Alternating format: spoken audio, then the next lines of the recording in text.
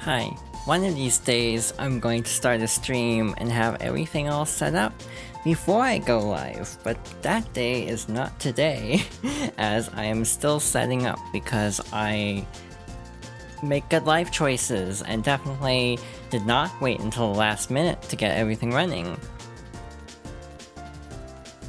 So yeah, I'm currently turning on the game, also turning on the VTuber model, so we'll get that all set up momentarily.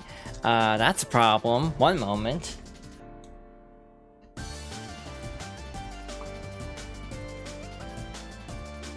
Yeah, that's a problem. Hello, welcome everybody. I do like how jumping is now the recurring meme of the stream, because we started with Team Rose. This game does have very good quotable dialogue. No one even pointed out Knuckles last time, which I'm kind of surprised by, because everyone makes fun of how it sounds like he's saying shiprock. Hello, welcome Nicole, welcome Peter, thank you for stopping by, as I fumble with tech currently, which is the story of my life. Again, I didn't even get the game turned on, which is a procedure with the way I'm currently running things, and I cannot elaborate, probably. I mean, okay. Sure. Get this running at least. So at least I can be on screen. Hello, welcome. Okay, so that's all set up. So now at least we can jump over here, so you actually have me on screen. But yeah, currently using a very specific situation to run GameCube games, and I should not elaborate. Hello, welcome. It is me, or it is I don't know which is grammatically correct, not that it really matters, to be blunt. Hope everyone's having a good day. My day has been weird so far. Not bad weird, just interesting weird, and I don't think I can elaborate on stream. Yeah, I'm feeling okay. Rough weekend. God, was it a weekend? Yeah, it was the weekend. I was like, how many days was I feeling crappy? And it's like, I think it was just this weekend. One moment.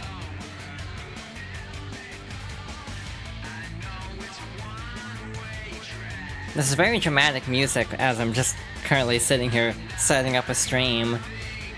I do like having 5 tails, so again, be ready for the official, full character models. They cap the tail number at 5, which feels annoying.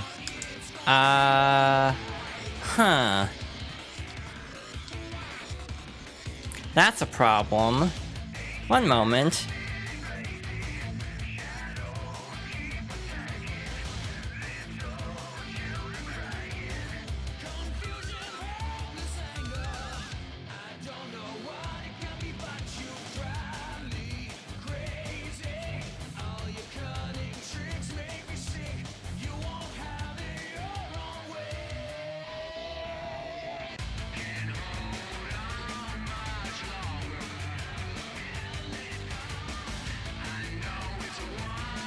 Alright, I think I solved the problem at least, I hope.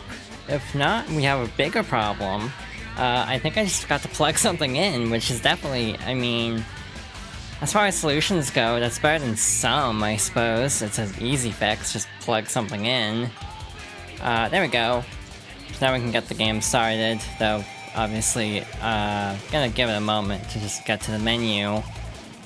Again, using a very specific setup, and again, that's all I can say about it.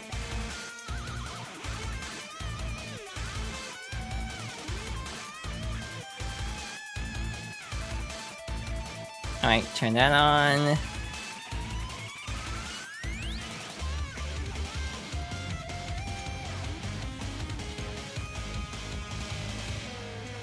I think I didn't finish promoting the stream everywhere. It's fine. I'm not really expecting a whole lot of traffic today, to be totally blunt. Kind of a low-key affair, as usual. This is an interesting remix. I never really listened to the full thing. This is the Generations boss battle version of Open Your Heart, which you never hear because, like in the original game, it only plays for like a minute because the first phase is really short, and then it just plays the dramatic music the whole time. Nothing against that song, I just like Open Your Heart better. Alright, so we're finally ready to go. Again, I apologize for how long that took. That was just me being bad at setup. Also being bad at setup, I forgot to unhide all the sources, so we're still not quite there yet. So, one moment. Well, I'm here at least. And now we should have audio, I hope. I hope everything's working. I hope my mic audio is working, because I also didn't have time to check that before going live. This is just off to a great start, but this is gonna be casual if it wasn't painfully obvious as is. That's a low-key vibe kind of night/afternoon, depending on what time of the world you're currently in.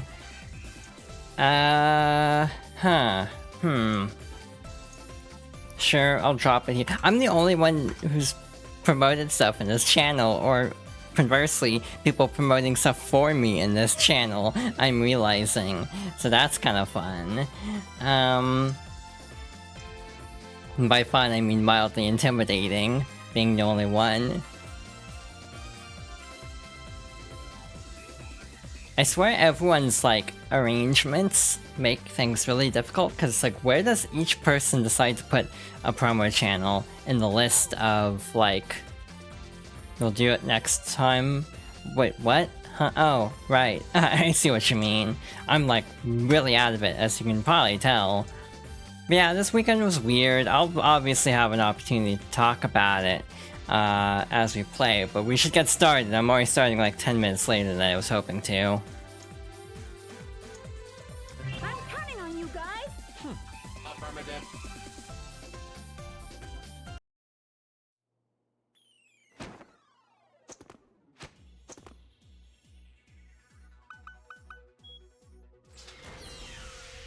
This must be it! I found Eggman's secret treasure!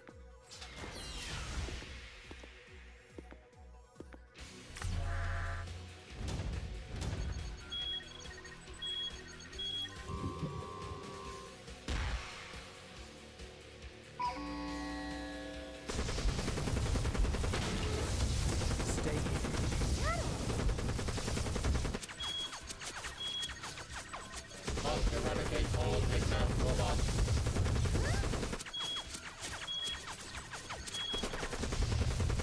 Hey, hold up!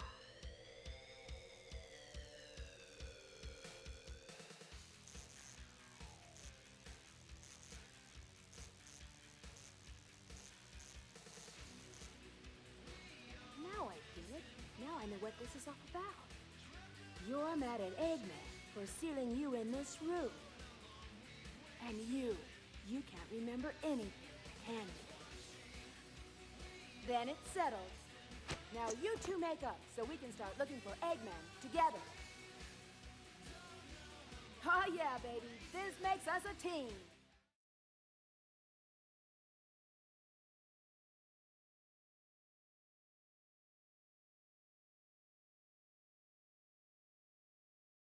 You two ready? Warning. Immediate destruction if distracted. Hope you can keep up with me.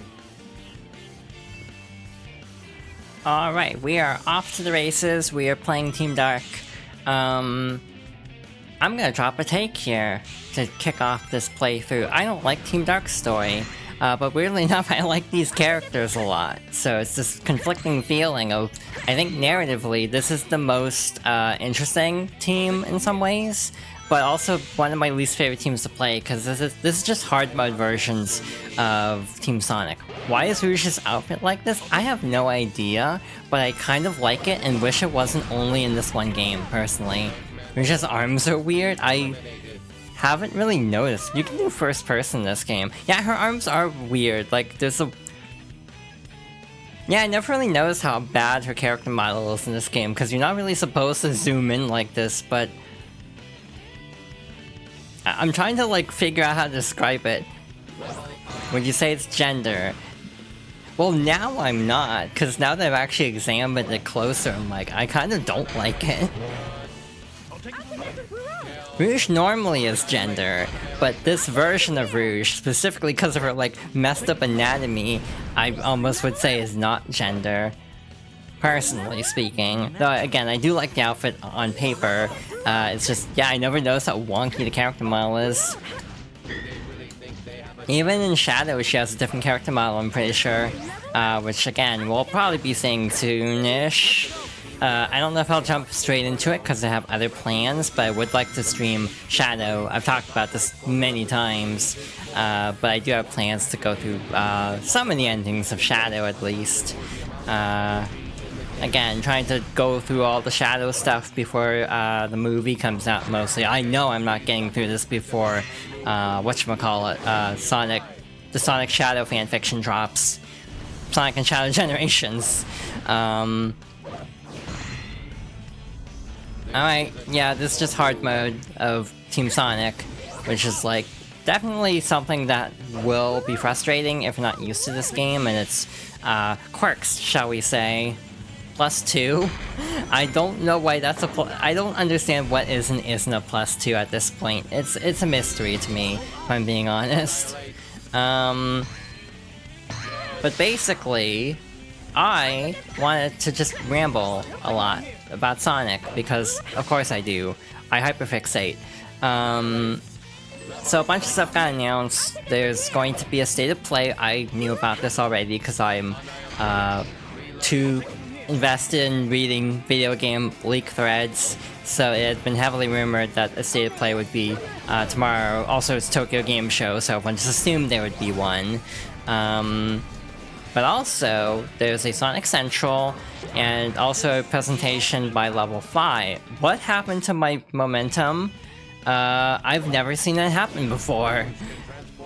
Cool. It's that streamer curse, as they say, where it's like, oh, that never happened before.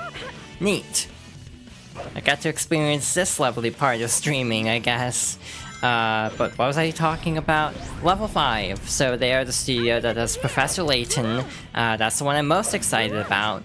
And they also do Fantasy Life, which I want to be excited about, but I am not, and I will try to explain why.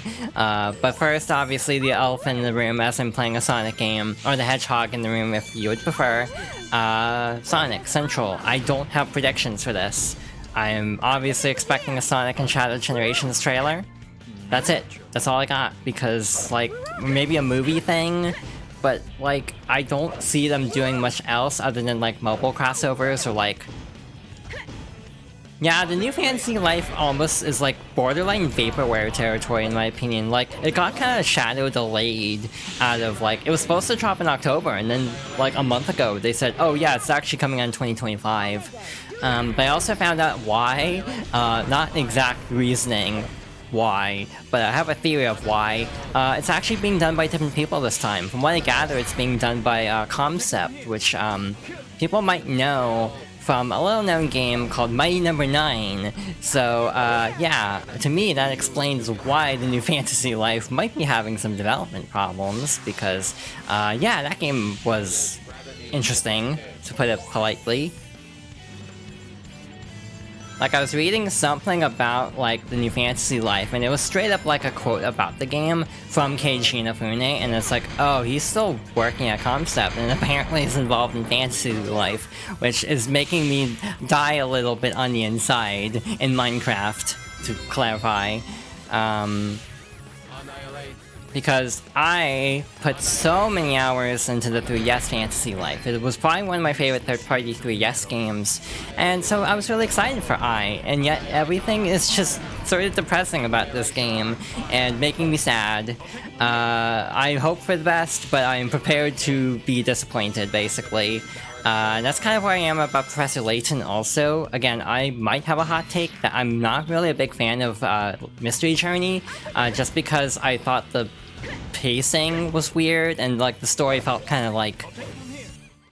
I don't know, it felt like they were chasing a female demographic too hard to the point of like, what is happening to her? Like, where's her elbow compared to the rest of her arm? Her elbow is like almost next to her wrist. Again, I never noticed this before. Maybe it's because I've never played at this, like, decent of clarity, but yeah, that's really distracting. I can't unsee that now.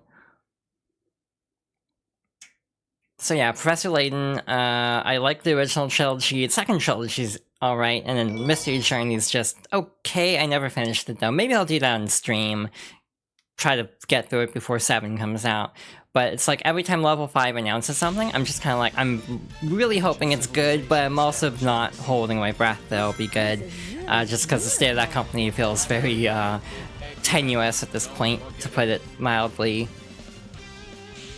Yeah, with Sonic Central, I have no clue what they'll do. My shoot for the sky wish for this event is a console port of Sonic Dream Team. I don't think we'd get that here, but that is the big thing I'm hoping for, actually, out of this Sonic Central.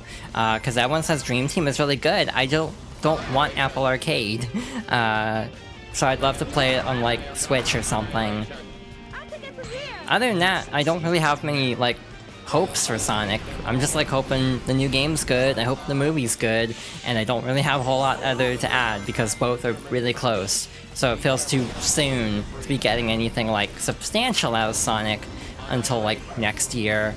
Again, I think it'll be a bit until we hear about the next main line, and, like, Bowser's Fury, this is kind of just a stopgap before next gen, kind of a thing.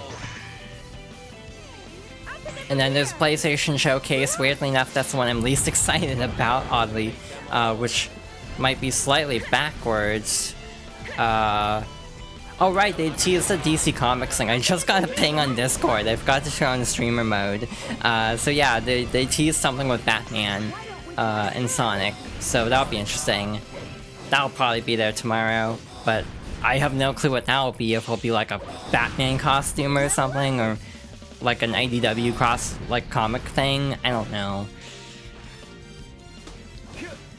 I've seen interesting takes about Shadow Generations, and that, like, Shadow's run animation isn't as cool compared to as in Adventure 2. And that's, like, an interesting take, I find, because it's something I actually do pick up on, is, like, Shadow's skating animation in Adventure 2 is really fast. But in every subsequent game, he's a little bit more glidey in his movement. Like, if we pick up speed, he's still just kind of, like, moving along with the same animation. It doesn't look like he's running faster compared to in Adventure 2, where he is actually, like, moving fast and, like, skating also. So again, I kind of have to agree with that take that I've seen going around. That's like, yeah, his animation peaked at Adventure 2, for running at least. And then every other game makes it too glidey to the point where it feels almost, like, incongruous. It's a problem I have a lot with, like, Sonic fan games, especially as more going 3D. I love Shadow dabbing in the air. Wow, this says that. How far ago before dabbing would this have even been? Like, dabbing as a concept probably wasn't even a thing. I need to remember the phrase dabbing as a concept for later, potentially, but I guarantee I will forget that. The concept of dabbing or something like that. Need to keep that in mind if we do. What happened? Cool, this is a great game. I love this game. Sometimes, as much as I love Sonic, Sonic doesn't love me back. It's a very one-sided relationship, so situations can be very interesting things can happen from time to time. Flawless game, yeah. It's a thing. It's one of those games that I'm just kind of used to it, so I'm not, like, mad about it. I just am like, shrug, you know. It'd be like playing, I don't know, Bubsy 3D and finding a glitch. It's like, yeah, it's Bubsy 3D. But again, Sonic Heroes was kind of one of the more, like, you know, divisive Sonic games at the time. It's like a 70, I think. Well, PS2 is like a 60, I think. But in general, this one was a little bit more, you know, split compared to 1 and 2, which were a lot more universally praised. There's a lot of revisionist history about Sonic Adventure. Basically, this mentality that, oh, Sonic had a rough transition to 3D. You know, I'm sure everyone has heard that phrase at one point of their lives or another. but basically my opinion is like every subsequent version of Adventure gets slightly glitchier, and so it's like, oh, this game that was like an 87 or something, now it's like a 30 something, just because every version has gotten less and less stable. So it's like, yeah, the game was actually really good. It's not just like, you know, nostalgia kind of a thing. It's like, these games were a lot more stable than they used to be. They've just kind of destabilized from how many remasters there have been. Generations I have more hope for just because at least it's like Steam, so there's a current PC build, meaning it's probably going to be a little bit less like disastrous. Hi Icy, welcome to the stream. We had a weird death, but other than that we're going strong so far. But again, we might have another weird death in a moment. This part can be a little glitchy where it's like, oh, you just automatically die, there's nothing you can do about it. So we'll see if that happens. Hey, remember what I was just talking about? Yeah, that's just Heroes in a nutshell to some extent. I need a ring. See, that wasn't even the dumb death I was expecting. The dumb death I was expecting was getting clipped by the rock over the pit and then just dying, because that also happens to me a lot. So, again, that wasn't even like the usual dumb death I have, which we can still have. There it is, number 2. We're gonna get a game over, and we're in Zone 1. Like, there's a very realistic possibility we'll get a game over at this section. I am, like, not sure how to feel about this. I think all my luck has resulted in an underflow, or an overflow, I don't know which it would be. But like my good luck in the other 2 stories, relatively, is just meaning that Team Dark is going to be the cursed playthrough, and Chaotix, which I'm not looking forward to. Everything is working as intended. Yeah, no problems here. Everything's fine. We're all fine here. Yeah, hope everyone's having a good day. Again, we're just kind of chilling and chatting about recent events. I did get the keys in Team Rose, thankfully, so we don't have to worry about the emeralds, because that's a headache. Well, that could have gone better. That's an automatic E-rank, because we just died at the very end. So, cool. Great start to Team Dark. What's wrong with me? You always have a good day? That's good. Head pat to Peter.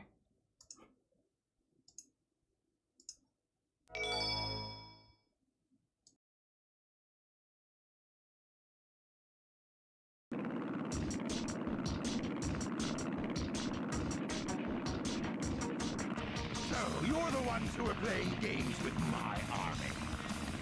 Primary targets detected. Destroy Dr. Eggman. You must omega. Is that any way to treat your creator? Now witness your master's real power.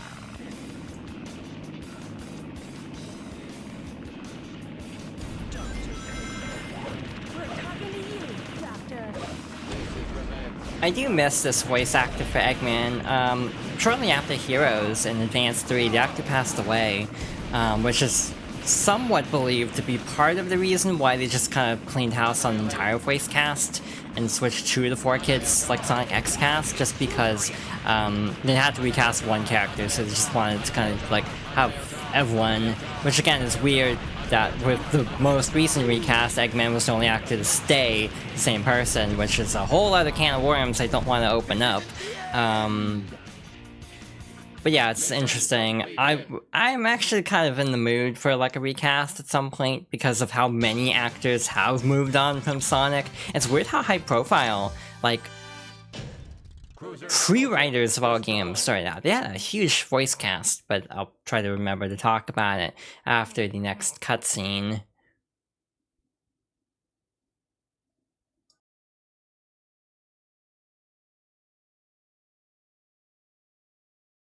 So, that Eggman is behind all of this. Whatever it takes, he's mine. Any objections? Negative. Is this the energy plant? Like, it's really fascinating looking at Free Rider's voice cast because, like, everybody in that cast got way more famous after. Free Riders would have been 2010, I think. So, like, for, you know, Roger Craig Smith, that would have been, like, the year after Resident Evil, 2... No, Resident Evil 5. Why did they say 2? Oh, because Assassin's Creed 2 was the other game I was gonna say. So I feel like he got way more, like, well-known after, like, immediately after voicing Sonic.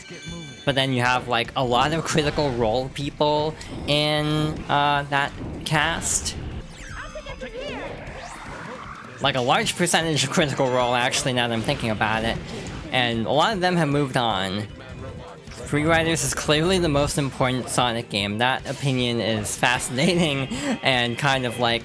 I wish Free Riders was not a bad game, just because it killed Riders as a franchise, practically. And I do like... I should play Riders 1 and 2. I haven't played Zero Gravity in full in a long time. It was important for one reason.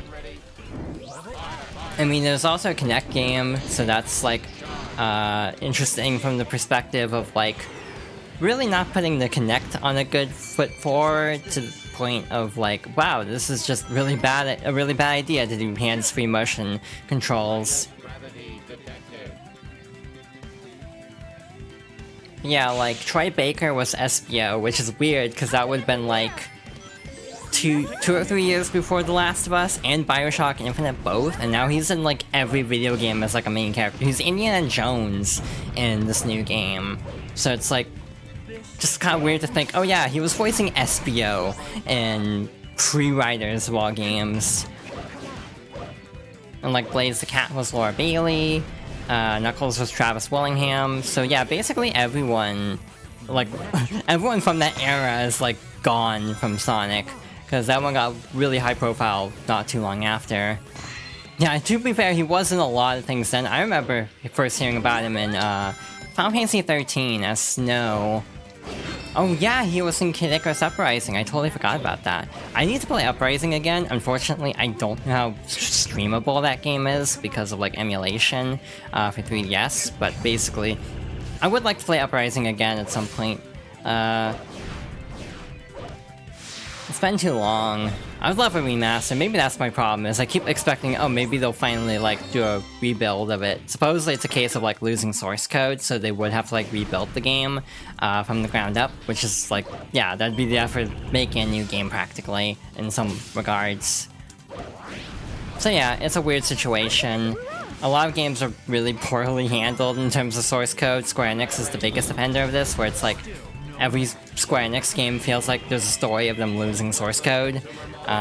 Basically all the PS1 era, like, Square games are, like, awkwardly rebuilt from the PS1 versions, and that's why they look so blurry, because they don't have the raw files for the backgrounds, and all the old Final Fantasies and, you know, Chrono Cross and all those use, like, pre-rendered backgrounds, to my knowledge. So that's why they all look bad. And then they've just, like, tried to apply a filter to them really poorly. Yeah, a lot of Funimation actors in that era. Which is how I heard about a lot of these voice actors in the first place. Like, you know, Laura Bailey, for example, is Toru Honda in Fruits Basket. So yeah.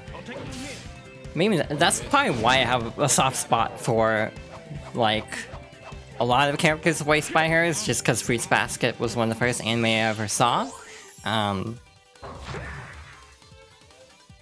In general, though, I kind of think a lot of the current voice cast is good at, like, what they're, like, for the roles. There's just a couple where I'm like, I'm not really a fan of Shadow's voice, and kind of haven't been for the entire, like, modern era. Cool. This is the cursed story. I'm declaring it now. There's no question. Every stage is gonna have some cursed shit go down. That's just how this is gonna roll, basically. It's like, I'm worried about Chaotix now, because if Team Dark is acting up this bad, I am dreading how bad Team Chaotix is gonna go. God, we still have so much stage left, too. We are not getting through all of Team Dark today. I was fully expecting that anyway, but apparently it's just, like, the bad luck day, so we're definitely not getting through Team Dark at this rate. I will probably do, like, most of it, and then we'll save just, like, the last couple stages, and the boss, obviously, for next time, and then lump that together with the start of Chaotix, and then finish it up some other time. But I don't know what this week's stream schedule is going to be. There's a thing happening on Wednesday, which might make me want to do something else. There's basically like the Tokyo Game Show Guilty Gear panel is on Wednesday. So I'm kind of like not sure if I should start this Guilty Gear thing I've been planning. Team Darken, the no good run, very bad day, basically. Just everything going wrong for Shadow. Which is actually kind of in character now that I think about it. Yeah, I've talked about this for a bit, but it's like, one of my favorite Guilty Gear characters is Dizzy. She's getting added soon, probably, like, they said next month, but it could easily be, like, beginning of the month, because Tokyo Game Show's, you know, the Tokyo Game Show thing is this week. So, because I kind of feel like the character is, like, I don't know, not, like, underrated, because she is, like, one of the most popular characters, but maybe it's just, like, I don't know how to describe it, but I've thought about just playing through all of Dizzy's story modes in all the games I can manage, basically, which would just be X+, X2, Accent Core, and XR Rev later, so it'd only be like 4 games. It wouldn't be that bad, unless I decide to be extra and like play the GBA version of Guilty Gear X, which I could. It is a functional version, technically. Yeah, something I thought about, just because it's like, I want to talk about this character. It's like, I want an info dump on the about the character of Dizzy, because she's very fascinating, and I almost feel like, you know, partly because of her outfit, a lot of discourse about the character does not revolve around her actual character. What's wrong with me?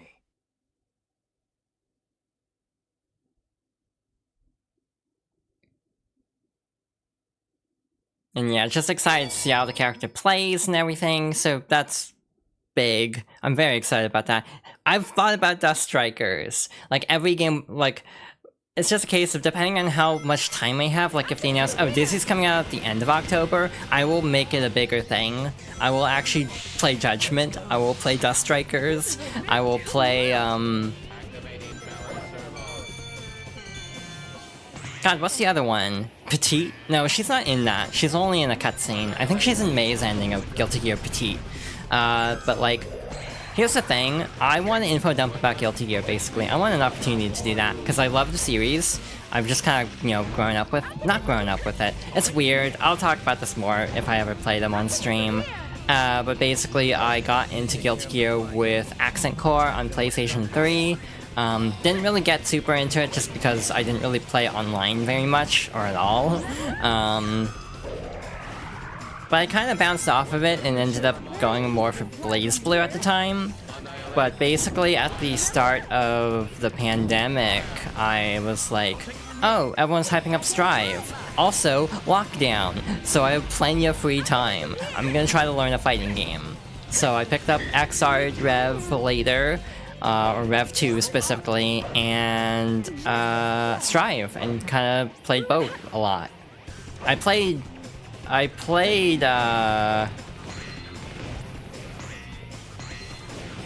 Brain, please. I played Strive more. I kind of just got XR'd and then to kind of understand fundamentals and things of that nature.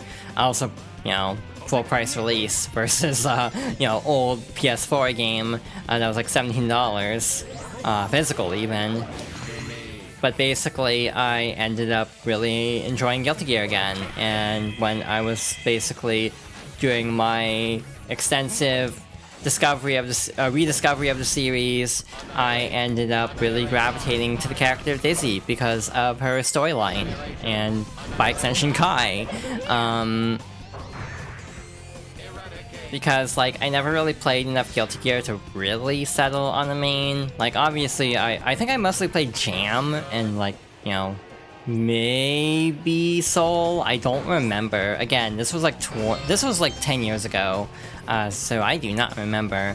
But basically, when I got back into the series, I actually tried to, like, pay attention to the storytelling and everything as much as you can pay attention to Guilty Gear storytelling. But I really enjoyed, like, the story arc of Dizzy going from, like, you know, literally hunted by the church for being a half gear to literally now in Strive being the queen because Kai is abdicating or something like that. I still haven't watched the Another story for Strive, to be blunt. I've only seen like a couple key moments of that.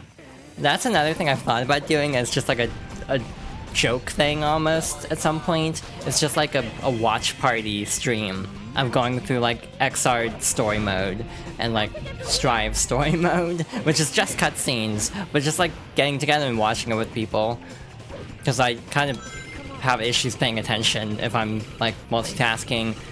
What happened? I thought that was scripted. Yeah, every stage is gonna have something weird happen. That's just how this playthrough is going to be. You only know the main story. If there's anything you want to know about character specifics, I can try to elaborate. I may not be able to tell you everything, because like I don't really know what's going on with a lot of characters. Like, I only really know about the characters I like. No? Okay. Why not? It's like, who else? Because like Dizzy's a character I care about a lot, so I know about her entire arc basically at this point. And again, by extension, I know Kai's arc because they're intertwined, and Soul, and Jacko, and by extension Arya Hale, and Justice. If you don't know Guilty Gear, this probably sounds like a bunch of gibberish now that I'm saying this all out loud. This probably makes no sense whatsoever. But I don't really know, like, you know, Slayer, for example. I never really figured out what his deal was in the story.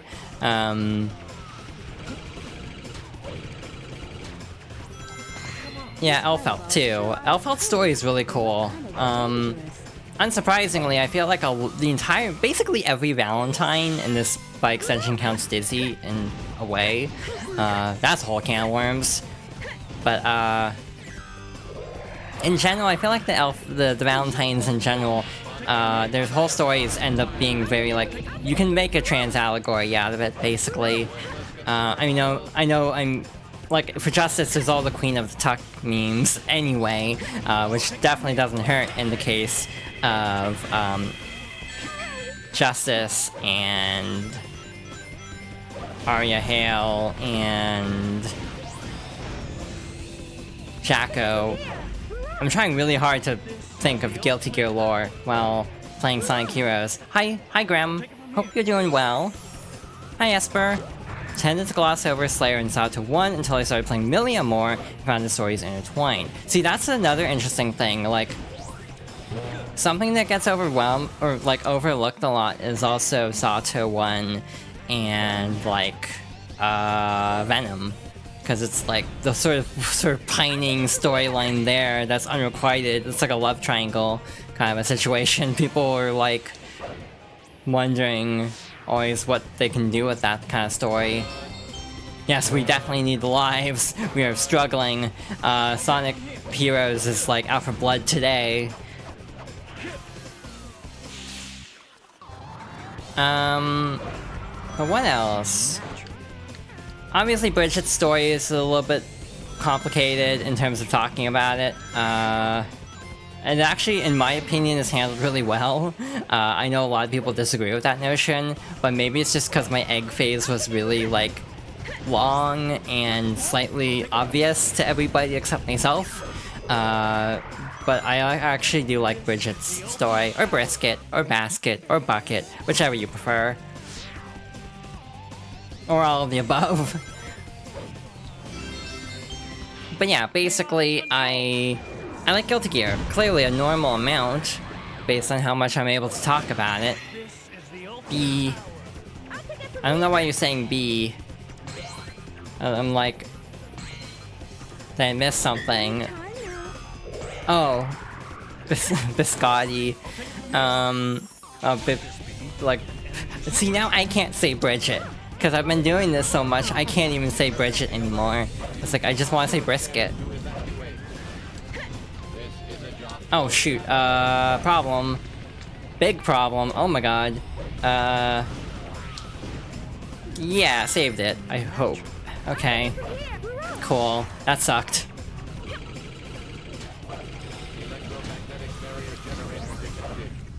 Alright, so, maybe we got all the bad luck out of my system for today. Or maybe it's just starting and we'll get, like, completely wrecked in, Casino Park.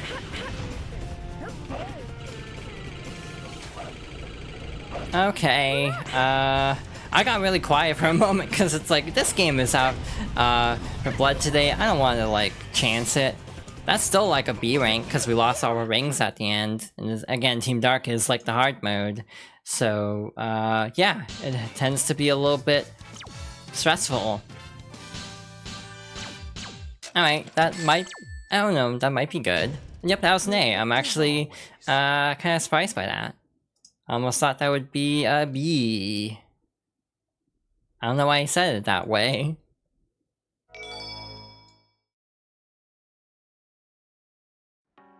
Man, who are those creeps over there? What's up, SBO? And you are... Just what do you think you're doing here? Who's this broad? our client's adversary, perhaps. You mean the bad guys? You guys don't fool me. I know what you're after. Better stay out of my way. Oh, no ring bonus in Heroes. That explains it. Well, that would have made my life easier if I knew that sooner. Alright, then let's do it! Here we go! Let us get the back. It is actually a good point. That is actually a good point. This is the only game, I think, with this Chaotix voice cast, because immediately after this would have been Shadow, so you go straight to 4 Kids.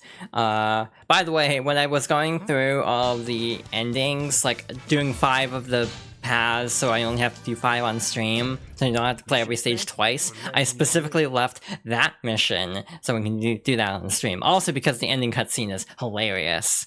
Shadow has so many good cutscenes. And again, I am excited to actually go through some of them on stream because it's so ridiculous. I wonder. Never mind, those guys were definitely up to no good. Enemies detected 200 meters ahead. Initiating battle mode. Hey guys, wait for me! So bad's good is a good way to describe Shadow in my opinion, which is actually weird because for the longest time was my least favorite Sonic game. Like I actually like straight up resented that game, though it also has to do with like personal baggage at the time I played the game. It wasn't entirely the game's fault, even though it's like not a great game. It's just a combo of a bad game and life stuff, but I've actually warmed up to it quite a bit. I started playing it again a couple weeks ago when the Doom Powers trailer dropped because basically I'm really in a Shadow the Hedgehog mood in terms of like media because of all the like, you know, cross media. Also, hi, welcome to the stream. Oh boy. Sometimes the character decides to charge up a spin dash instead of grabbing a lever, which is the most terrifying thing because you might careen who knows where. Yeah, I'm trying to think, and this might be my least... Okay. Slight Heartstopper moment right there. But, what was I saying? This might be my least favorite level. I was just about to say something bad about it, and it almost tried to kill me, so that's clearly a sign. But yeah, this might actually be my least favorite level of Sonic Heroes, just because I think, the physics for the pinball aren't good. Again, this weird feeling of, like, I almost feel like, this is one of the weaker pinball stages in a Sonic game. Naturally.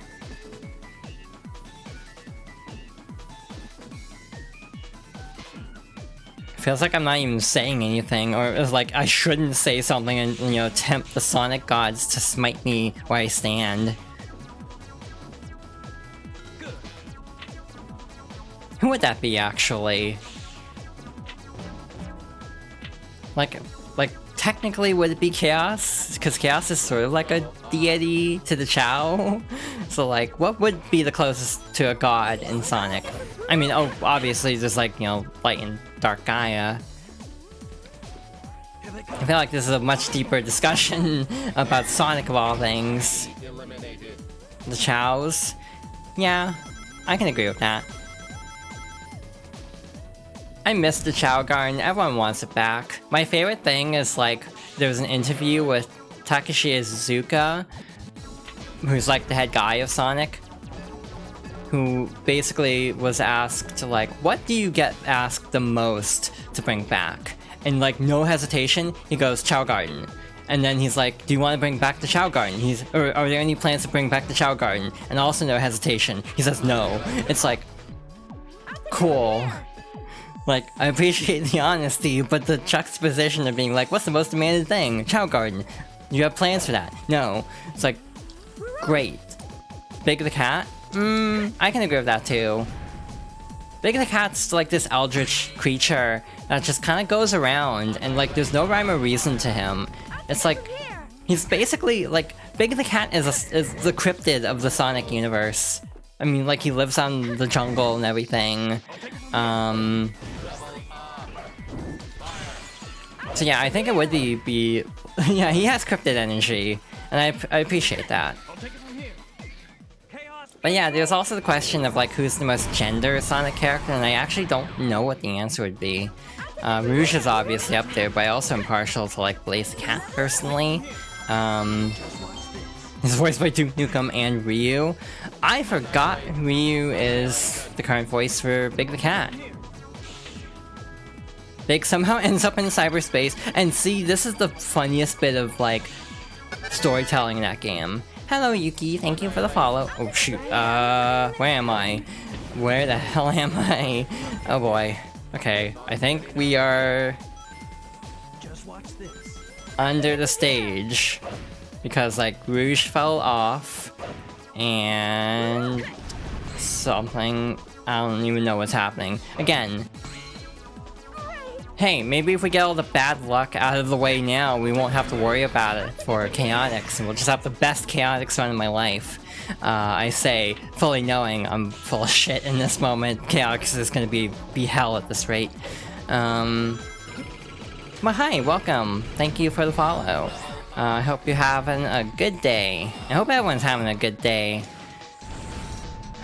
I don't know if I should respond to that comment I see in chat right now and like feed this like current trend I've noticed among my friends. Maybe best to just let it like be and not address it. I don't even remember how it started. Everyone else remembers except me apparently. I can't believe Rouge is dead. Like, what's happening? She's supposed to come back. But she's like actually dead, I think. Literally, like, I can't progress. I think I soft locked. Huh. Genuinely, I think I soft locked. I've never seen this happen before. Mission failed. Rouge the past. This is... I shouldn't have opened my mouth. I should not have started talking.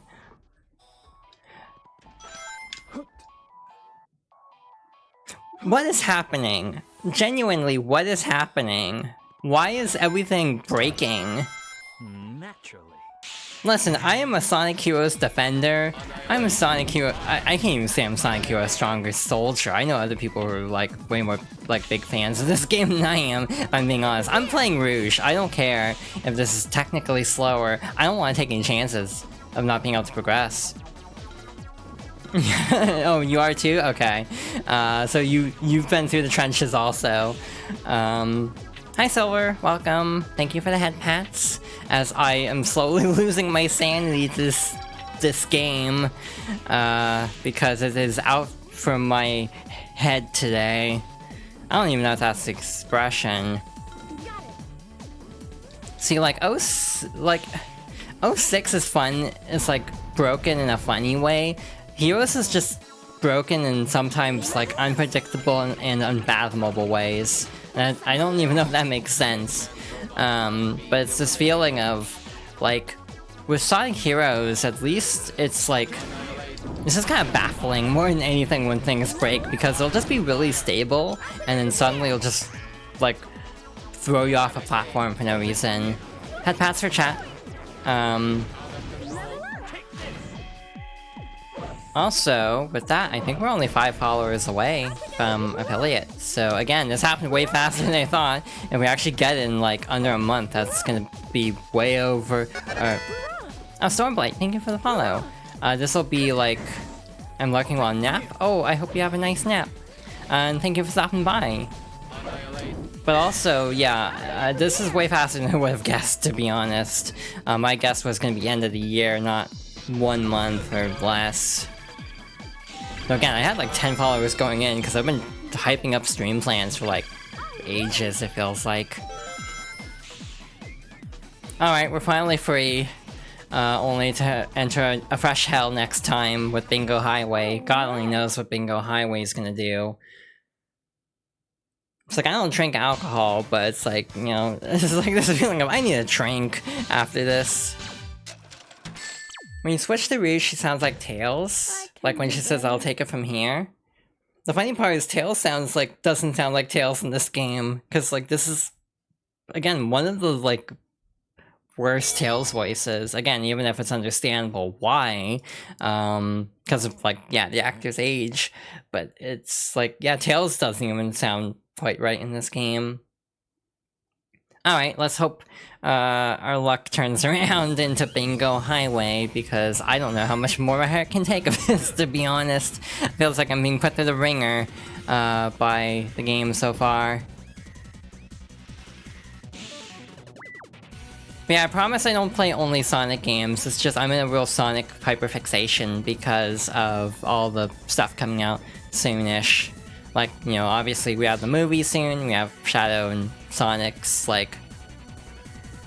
I can't say that on Twitch, I don't think. Never mind. I will, you know, reverse course of this joke. But what was I saying? Yeah, I do have a lot of other non-Sonic plans. Shadow Generations. I always want to say Sonic Cross Shadow, which is like, it makes me want to make a joke. And I don't know how much I want to push my luck on a public platform. Omega is also John St. John in this game, I'm pretty sure.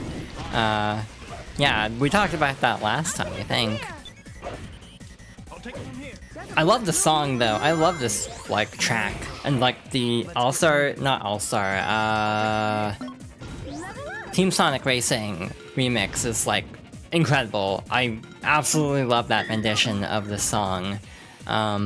In general, I have a lot of misgivings about Team Sonic Racing, just because there's a lot of like missed opportunity type stuff that kind of bums me out a little bit as someone who did enjoy All-Star Racing quite a bit. I played through like the entire single player of All-Star Racing and had an okay time. Didn't try to 3-star everything for my own sake.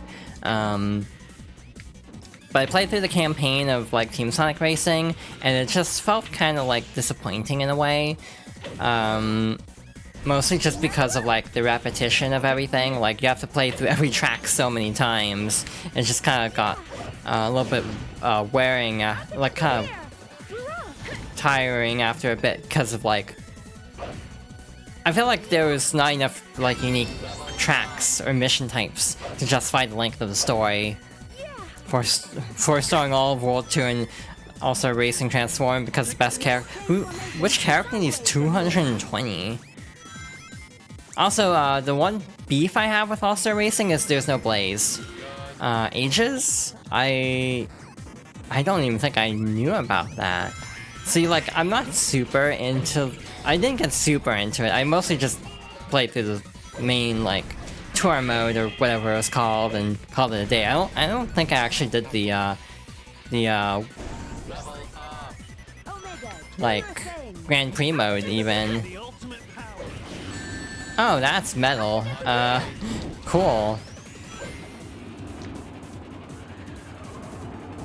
Yeah, no Blaze in All-Star Racing Transform. That is the one criticism I have of it. Also from playing on another stream, what could that have been? 2 weeks ago at this point? Yeah, the netcode is a thing.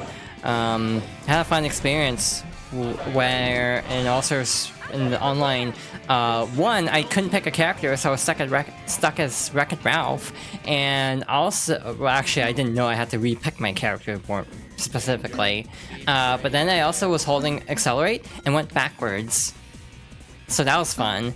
Oh, are all of them like that? Oh, well, Team Sonic Racing, I'm sure, also is not the best, being, like, on Switch and everything. I don't know about the other versions. Why play it when Wing Racers exist? Me, having only played one track, got bodied by rival AI Sonic, and then stopped playing. I want to give it a legitimate try though, maybe on stream, because I think conceptually, Wing Racers feels like it's up my alley. It's just, man, that rival AI is a lot to deal with.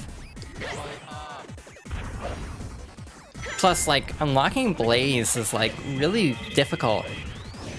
Oh no. If I actually have to get a Emerald to unlock stuff, that's gonna be hell. Like, how bad is it? Like, everyone says it's bad, but, like, how bad is it in terms of, like, 100%? Because I know there's, like 50 million bonus tracks or some garbage like that. And when I say garbage, I don't mean, like, it's bad, but just colloquially speaking. Stuff is the word I should have used. But yeah, it's just like, ooh boy, if you want like a fan game that has like a crap ton of content, yeah, no, that game will keep you busy for a bit. I know I have friends who spent like weeks trying and then being like, oh god, there are still more tracks. So yeah, someday maybe. But again, that's a huge commitment from what I gather. It's decently hard? Okay, I'll keep that in mind. As someone who, again, got bodied on easy mode on the first, like, major cup. So, once again, we're only jumping in with one character, so in case we die, then we won't lose entirely. We'll just be able to restart at the shoot. I kept wanting to say slope. For some reason, which is not an incorrect word, I suppose, but not what I was looking for. Is Sega Superstars Tennis even available anywhere anymore? I don't think it is.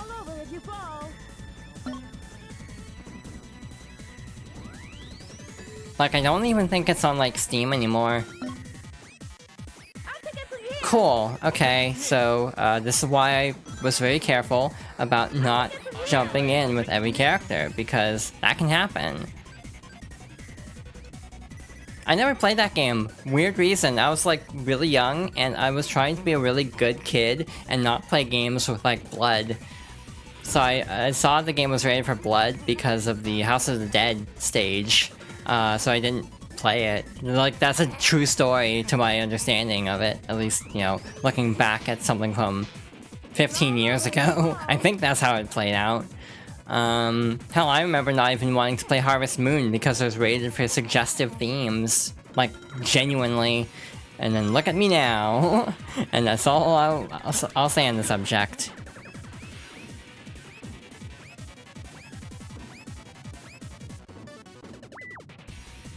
Then, like, the first M-rated game I played, I think was Metal Gear Solid 4. Yes, I'm not kidding, my first Metal Gear was 4. That was a good experience. Totally not a problem whatsoever jumping into Metal Gear Solid 4 with no context for the rest of the franchise, except what was in Smash Bros. Brawl.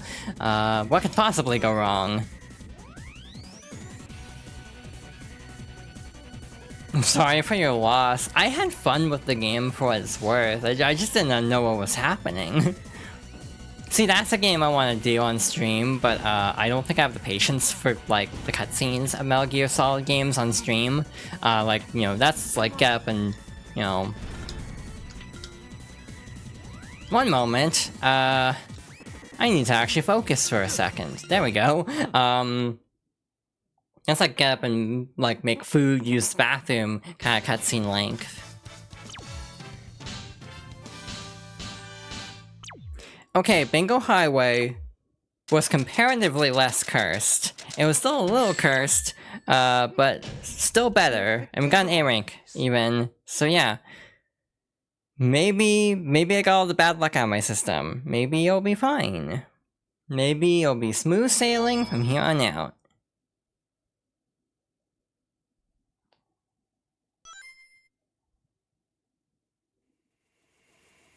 Doctor! Tell me, Doctor, what was I doing?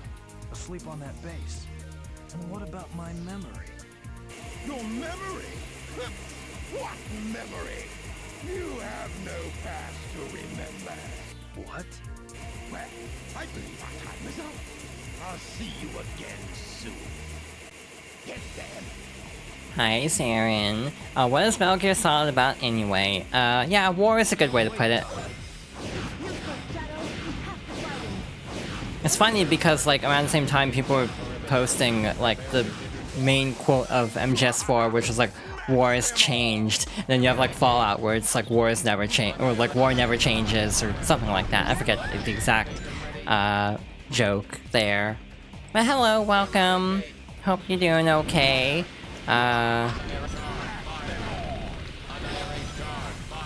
Also, for the record, I don't foresee many issues that would require having mods. The main reason Saren is modded is because I don't have VIP yet. Because you have to have a certain amount of, like, followers to actually unlock VIP. But I would like to make friends VIP, but obviously, Useless pieces of junk. yeah, I don't think I'm gonna have any major modding issues, but just to explain that, in case anyone was curious.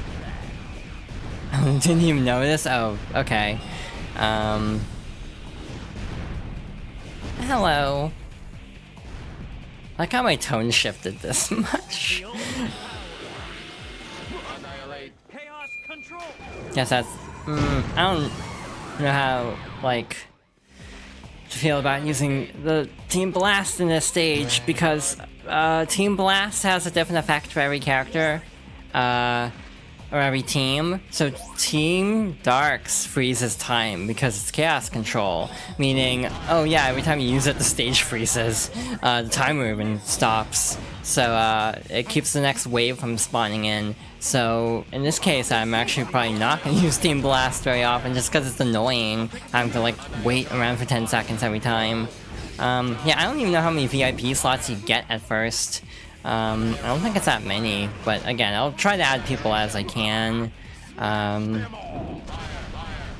you think about it for the robot rushes? Yeah, it's, like, fine in any other case, but in this one case, it's like, oh, that sucks. Let's see, Rose gives you, 1 level up per character, and invincibility. What happened? Oh, I switched to Shadow as he hit the spring. So we just switched to there, apparently. But, what was I saying? Team Sonic's is the ability to do the light attack for the duration of the gauge, and Team Chaotix gives you rings for every enemy destroyed, which is actually broken as hell. It will basically give you enough rings to immediately get Team Blast again in some of these robot fight stages. So yeah, they need it though. Team Chaotix's stages absolutely suck, to be honest. I remember having to do some absurd stuff for Chaotix's haunted stage like enemy rush. Like, you have to do some absurd stuff there with, like, cannon shots. I was playing Sly 2 because I was feeling nostalgic. Now I come here and feel even more nostalgic. I really want to stream Sly. They're on the first game is on PlayStation 5. I've been waiting for 2 to hit PS5, and I kind of want to go through them. Because 1 and 2 are the ones I really like. I'm okay with 3, and I have some issues with 4. But I've been kind of wanting to play through those again. It's been like 10 years. Eggman energy detected. Ground base up ahead. I wonder what the doctor really meant. We must capture him first. Let's go. I think everyone has issues with 4, yeah. The frustrating part to me is the gameplay is fine. My only issue with 4 is like chapter 3. I think it's chapter 3, whichever the medieval one is. Other than that, I think I'm actually okay with Slide 4, but that particular chapter just makes me mad to the point of like, it kind of hurt my impression of the entire game. Just because I like the thing that they set up in 3, that story arc completely blows up, and it makes me upset. Oh yeah, and the cliffhanger, that's the other thing I don't like about 4. It's just better to pretend 3 is the end of the series if Sony wants nothing to do with it. Yeah, it's like, I've thought about picking up the games. Love the gameplay and themes in time, but the plot hurts. Yeah, it like hurts my soul to think about a lot of plot elements, but it's mostly just the very end and that thing in the medieval chapter. If you know, you know. Slide 3 was kind of a case of like feature creep, I think, where it's like not too bad, but there are signs of like introducing too many like gameplay styles to the point of like overcrowding the main gameplay. Almost a Sonic problem in that way, where it's like, you know, the often criticized part of like this generation of Sonic is just having too many character styles that kind of take away from the core gameplay, and I feel like Sly was kind of approaching that problem with 3, so I feel like it's a less focused game, but I do still enjoy it. I can only remember like one chapter though. I only remember the pirate one in 3.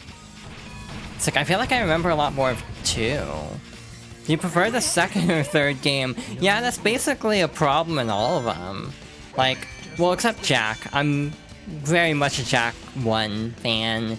Jack 2 pissed me off, not because, oh, they made the character edgy, just I think it plays not great because of the checkpoints.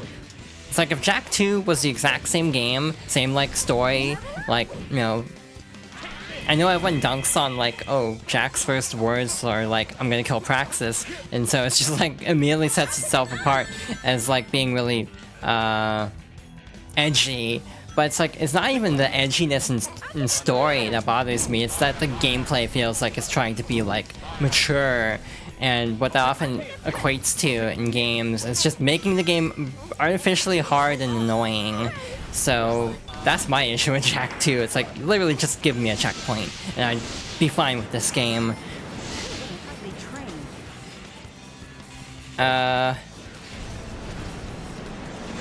And then Ratchet, I am torn. My first Ratchet and Clank was actually Up Your Arsenal, so I do have a lot of nostalgia for that, but I also really like Ratchet and Clank Going Commando. I feel like I need to pick my words, like, choose my words very carefully when discussing Ratchet and Clank games, because this can definitely be taken out of context, very easily. Alright, so what do we do here? Just homing attack chain? It's like, that's the point, yeah. I miss it, to be honest. People always complain about this, so this is like not a new take at all. But like Ratchet and Clank as a series started out being a lot edgier in terms of its humor, and then they kind of dialed it back a bit, made it more like kid movie tone. You've never played a Ratchet and Clank, so you have no frame of reference. Yeah, this is my beef with Ratchet and Clank. You can't play any of them, except like the most recent 2. Because like, where are they? They're stranded on the PS3.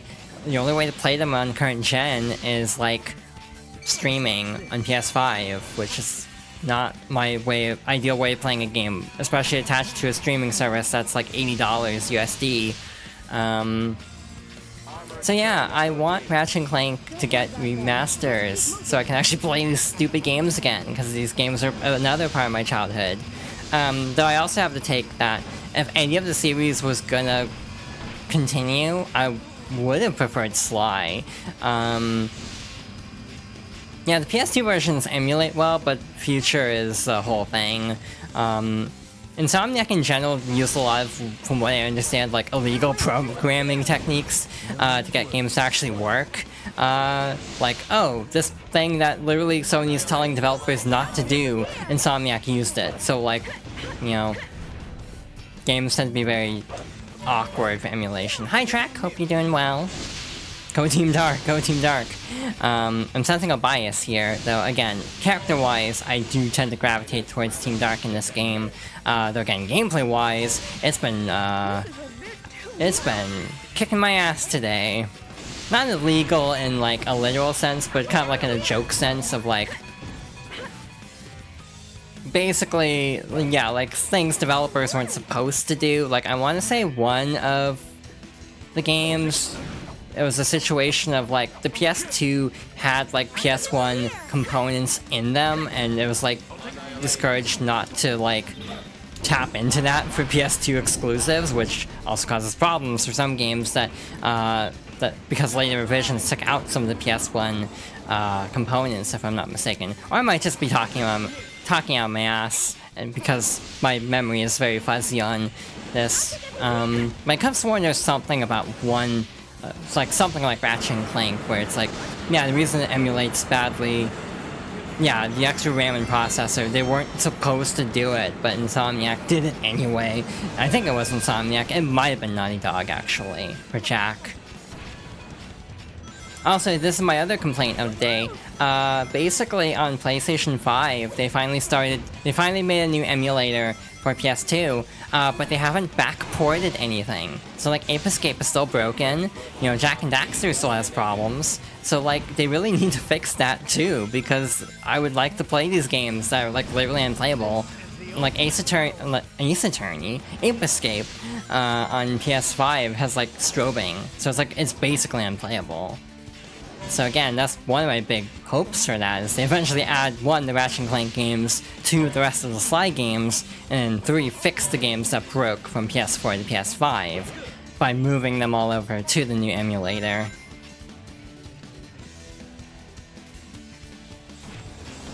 What else was I gonna say? Wow, that stage actually went by fast. I thought we had a lot more to go than that, to be totally honest. I'm almost surprised because of how much went wrong. That actually went pretty okay.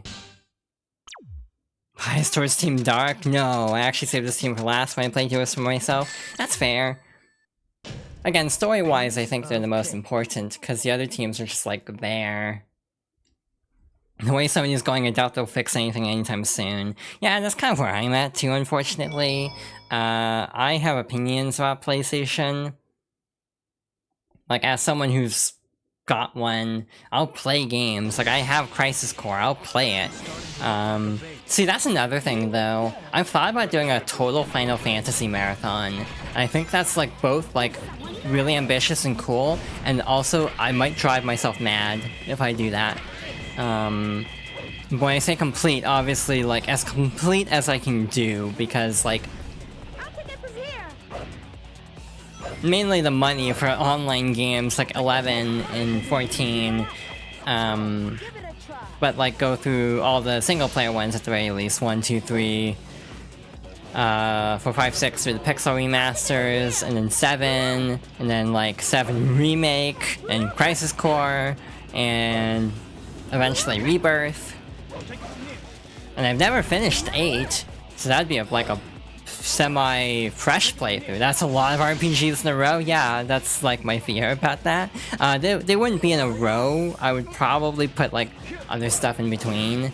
Like I wasn't even going to go through Sonic Heroes, but I just had like executive dysfunction and couldn't settle on the game. So I'm like, what's a game I can play fairly well and easily? And I'm like, oh, Sonic Heroes. I want to go through all the Year of Shadow-esque, like, Year of Shadow adjacent stuff anyway, so might as well get started on Heroes, because, you know, Shadow's just around the corner. Again, if I want to go through, like, 5 playthroughs of Shadow the Hedgehog, that'll still take, like, 2 or 3 streams. The ratio is going to be interesting, because, like, if Shadow the Hedgehog, I estimate, will be about, like, 5 to 6 hours, half of that's just going to be one stage.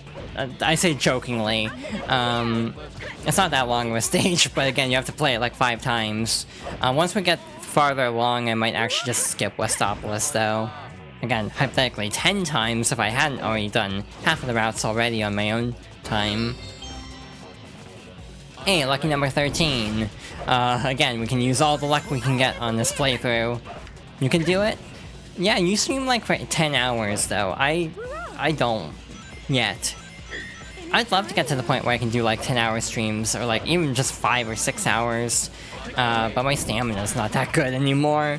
Or, yeah, maybe I can build up the stamina. But right now my stamina's kind of crappy. The joys of chronic fatigue and respiratory issues, which is a problem when you need to talk a bunch. What was I talking about before? Sony. Like, I really want to play Crisis Core.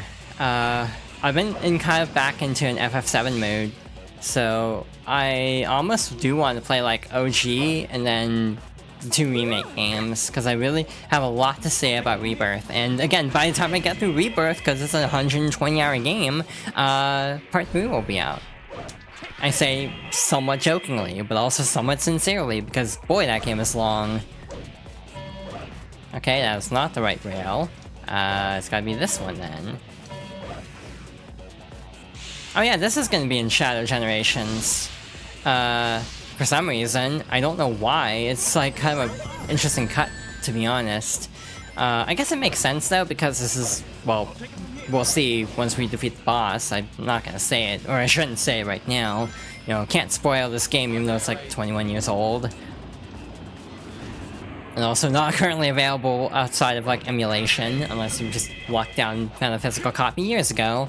Yeah, basically the stage is story relevant to Shadow. You just answered your own question. Oh. I do that a lot, I feel. It's like, I don't know how to feel about this. But yeah, I want to go through like Riders, I want to go through like as many Sonic games as possible, but I almost worry about them like stealing Amy's shtick at a point. Because I know she's like the Sonic girl basically at this point, in this community at least. But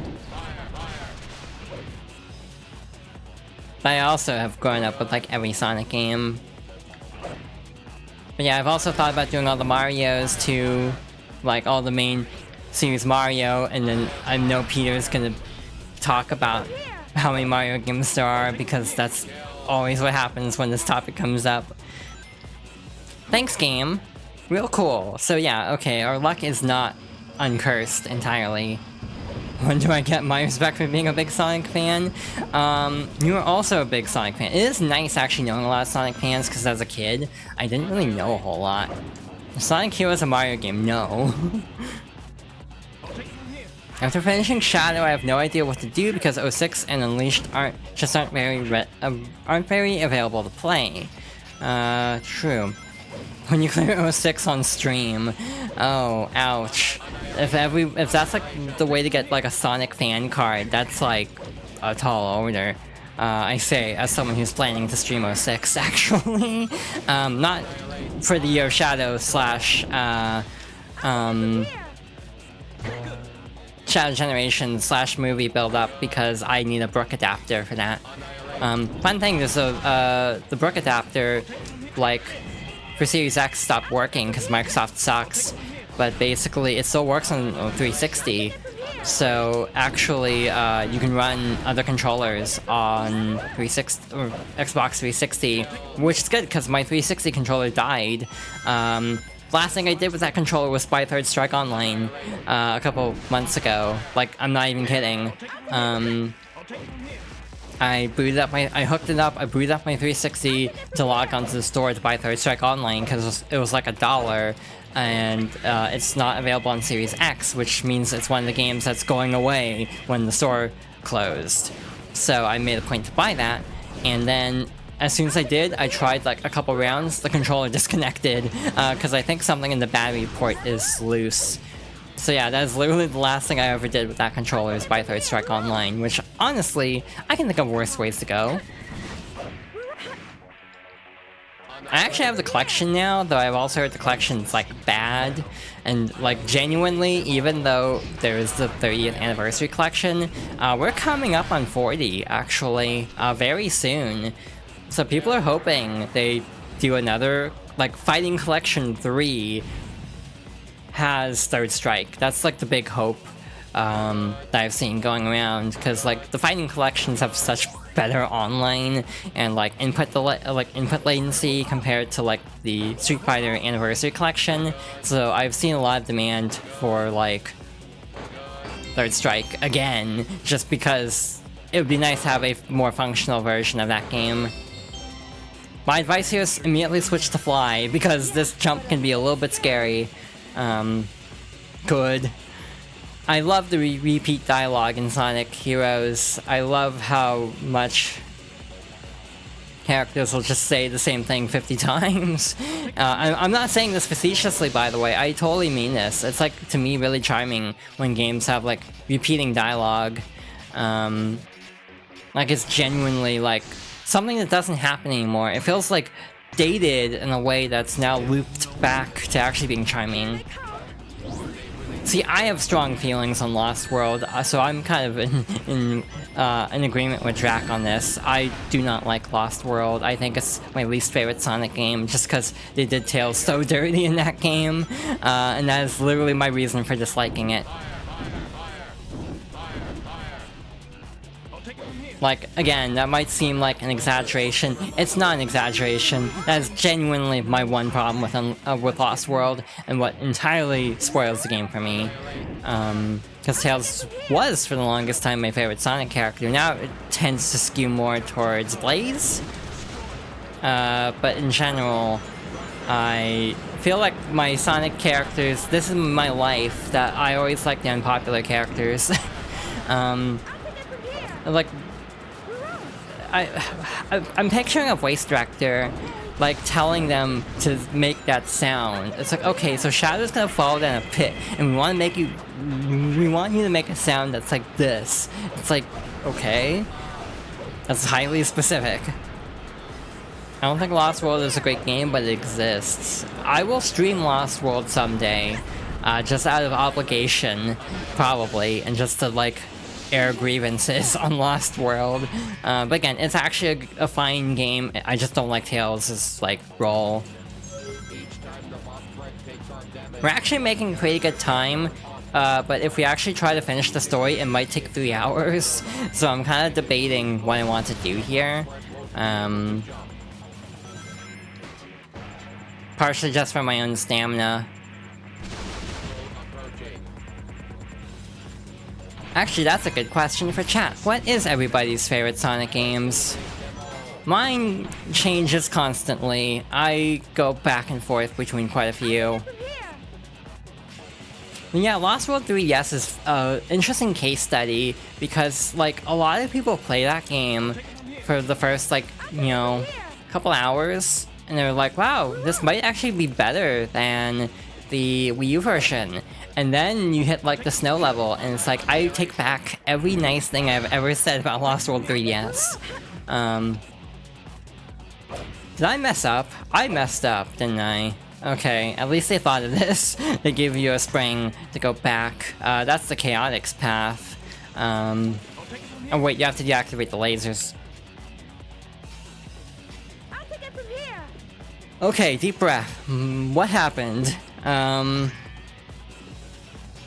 Genuinely, what happened there? Like, I was just going along the rail, and Shadow just fell off without me doing anything. It's like, why is this playthrough so cursed? I don't know what my favorite is actually. That's fair. I go back and forth constantly. Right now, I feel like almost saying like, I went through a phase where I said my favorite Sonic game was Adventure 2, and then Colors, and then Mania, and now, I don't know.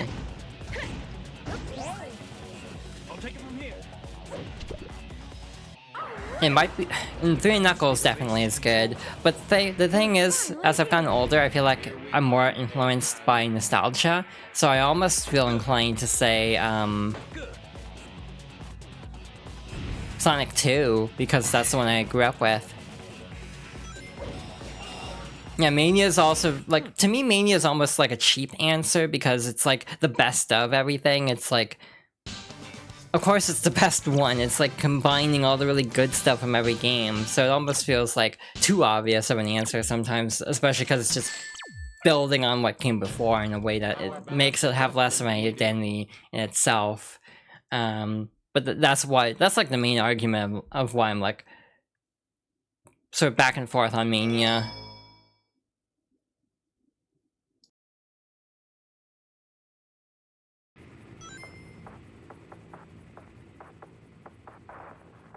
We got him! Capture him first. Then you can have your revenge, Omega. Affirmative. Ready all cannons! Yeah, if we're talking like an objective answer, I think it probably would be Mania. Though again, there are games I do have kind of a soft spot for. Alright, let's see what this trash fire of a stage is. And to be fair, it's like even with reused themes, they do really cool stuff with them. So again, I think Mania is totally like a valid answer. Oh god, we seem to be in a bit of a predicament here. Alright, we lived.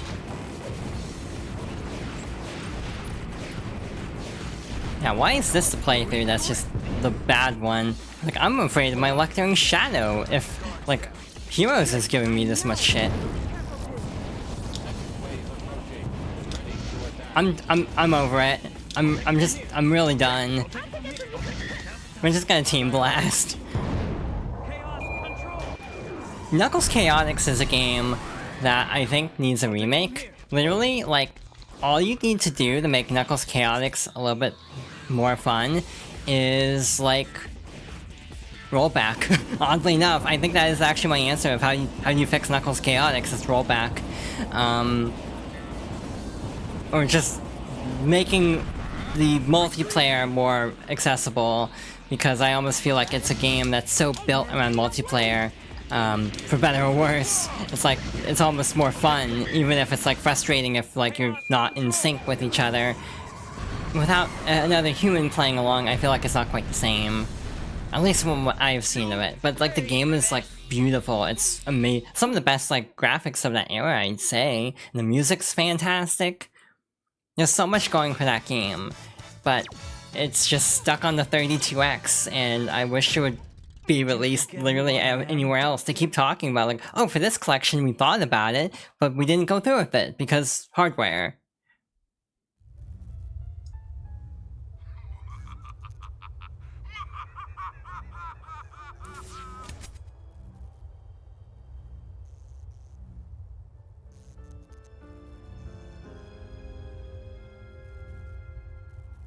Shadow? Let's go.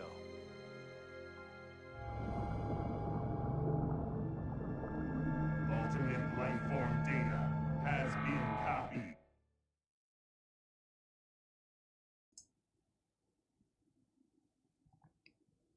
Yeah, we actually are making pretty okay time. It's just a case of like, how much steam do I have left in me? You know, we've been going for an hour and a half at this point. Clones everywhere. Yeah, and it's not gonna get any better with the next game. That's a whole funny thing that I really like to talk about Shadow the Hedgehog, is like, my favorite thing is how out of order you can go. Is this actually the first time we've seen Neo Metal? He shows up in Sonic's, I think. And yeah, only in Sonic's and this, I think, at this point. But basically, I don't think he shows up in Rose, because at the end you can hear him saying like, you know, chaos data has been copied in like the last cutscene. So I don't think he shows up there for Rose. I don't think he has a need to scan Chaotix for any reason. So yeah, I think it's mostly just Sonic and Dark.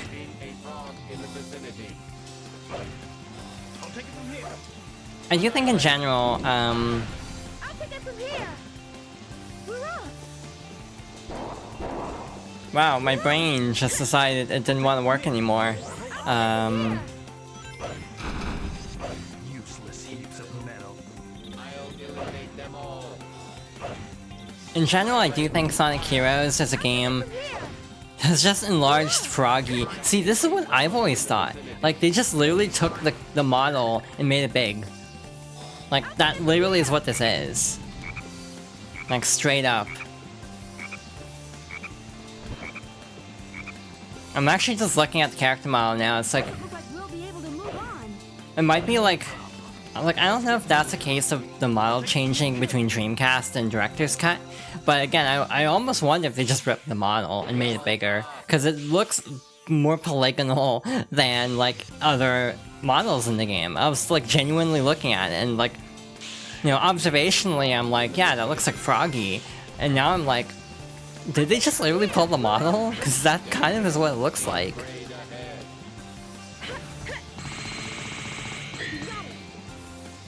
You know, I just remembered what's coming up here in a bit, like next time we stream this game, and I'm not looking forward to it. And I'll leave that at that for now.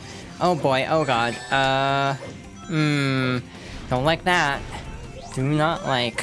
Boing, boing, boing. I can make the joke of, oh, but that's SA2 Rouge, and but I don't know if I should have made that joke or not. I can also make another joke that I definitely don't know if I should make or not.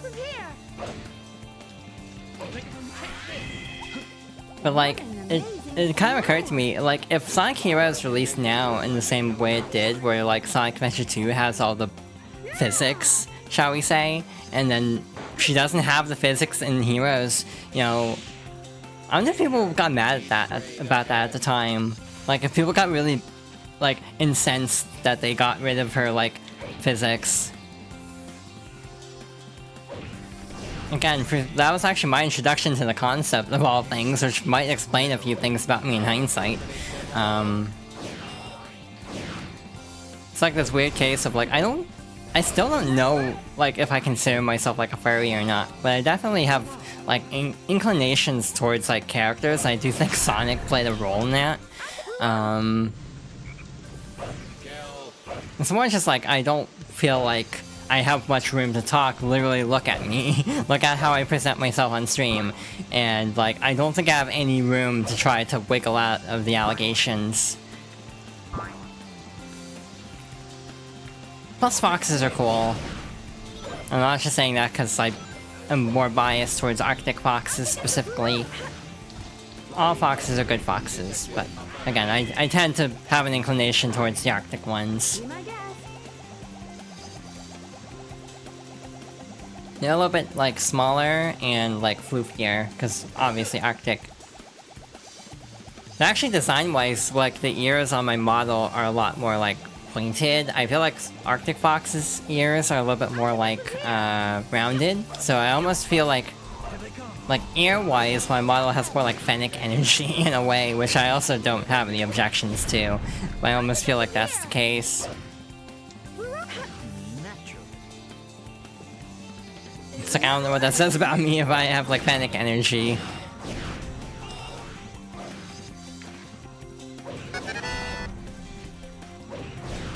Don Smile, thank you for the follow.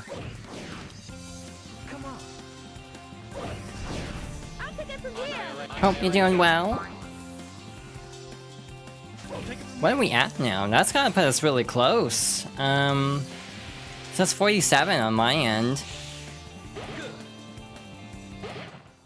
So yeah, that's overwhelming. That's mildly scary. That's weird. I don't know why Twitch unfollowed.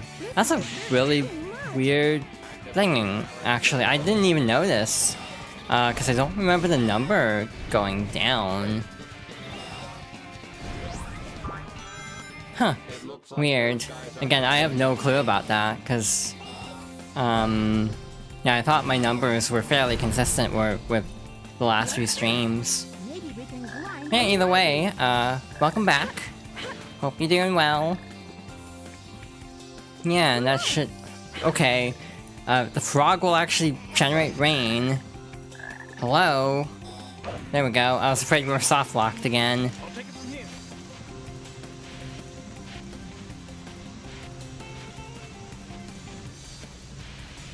Yeah, I'm seeing 47 on my end, and again, I could have sworn the number was... right. Oh. Because, like, I've probably been paying too much attention to numbers. Pass by to say good luck, we're all counting on you. Thank you. Thank you for stopping by. That should be a B. Yep. Piece of cake. I don't know why I knew that was a bee.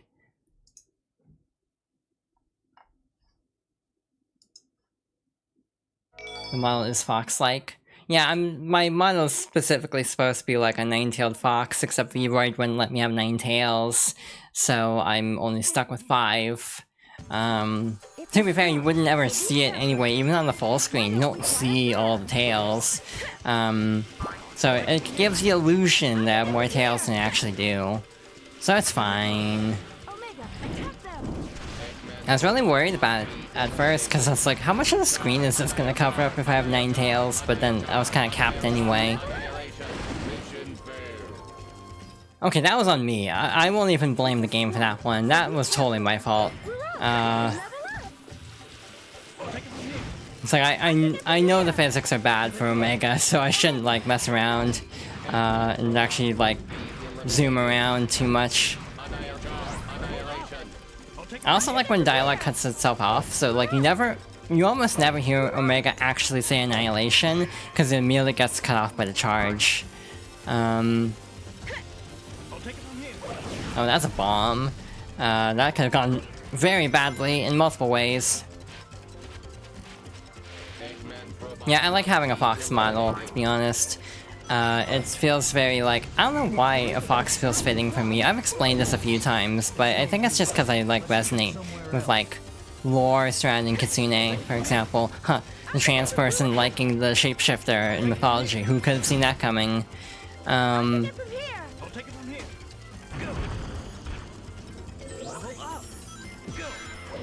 I have never felt this much fear playing Sonic Heroes in my life before.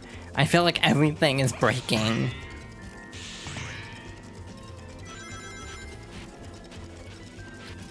There's that black frog again.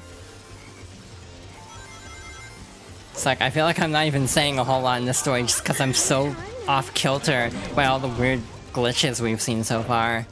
And also just user error in some parts. But yeah, lots of stuff happening again for PlayStation tomorrow. I have no predictions. I know 2 leaks, but I'm not going to talk about them for obvious reasons. But I did see one thing leaked officially, like it's undeniable because the listing went up in a place that would not normally like BS a listing. Oh, dang. That's bad. Okay, you can fly. Cool. It's like, if you have the homing attack chain, we'd be in trouble. But we're fine. We're all good. No problems. Piece of cake. I've also thought about, like, if I do Sonic Colors, which version do I play? Because I have both. I have it on I have it on Series X, actually. Just because the Switch version was bad, and I think it was still Epic exclusive at the time. Also because PlayStation has, like, other issues, I find. I think people were talking about losing save data on PS5 for Sonic Colors Ultimate, so that's part of the reason why I went Xbox over PlayStation. But again, I have the Wii version, it still works. So I might just do that instead, if my Wii U survives.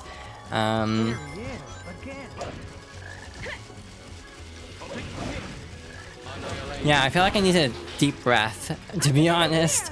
Like, I feel like I've felt so many emotions I have never felt playing Sonic Heroes before. Again, I've been playing this game for 20 years, and yet I still feel like I'm learning new things about it, and breaking it in new and exciting, quote-unquote, exciting ways. So, and also soft locked twice, that was pre-patch. Yeah, I played post-patch.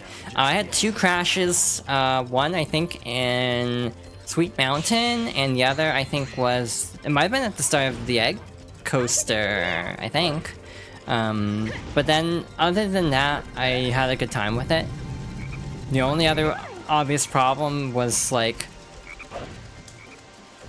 stuff that was, like, hard-coded in. Like, obviously I wish the audio sliders could be adjusted more, like, expansively and not, like, lumped together, because that's a problem we have with that game, is, like, the sound mixing is worse a la Adventure DX and Sonic Adventure 2 Battle, and I wish I could turn down the sound effects separately from, like, the music and voices, because I really wish I could turn down the sound of the, perfect timing homing attack.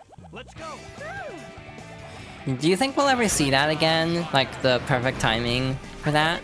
Because obviously it doesn't seem to be coming back anytime soon, which is very intriguing in my opinion, to introduce a mechanic and then not use it.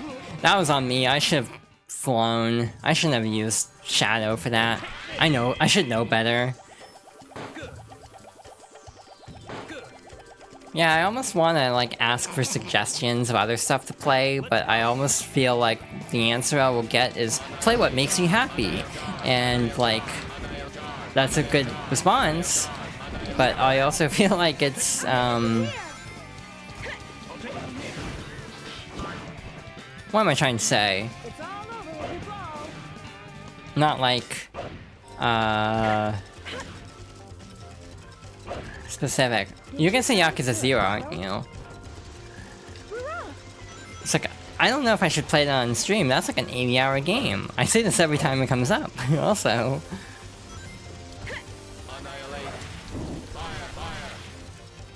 Maybe a one-off. I don't think I can promise an entire Yakuza playthrough. The one I'm most interested in actually is Like a Dragon, weirdly enough. I'm not really interested in like some of the middle games, because I've always heard like 3 is kind of rough around the edges and needs a Kiwami. Though again, there's actually strong opinions about if Kiwami is actually better than the originals in some cases. Like 2 definitely has a lot of changes that are very divisive actually.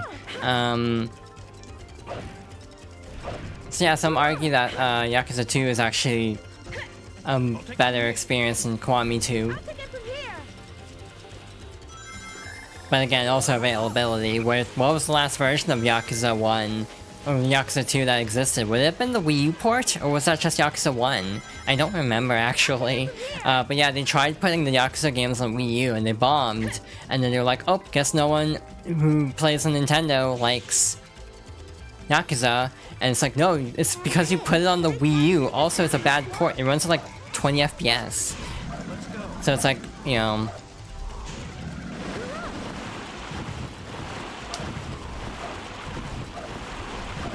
Okay, what's the glitch counter at now? Like, it's gotta be at least a dozen, right? Like, I've never seen heroes act up this much. It was 1 plus 2?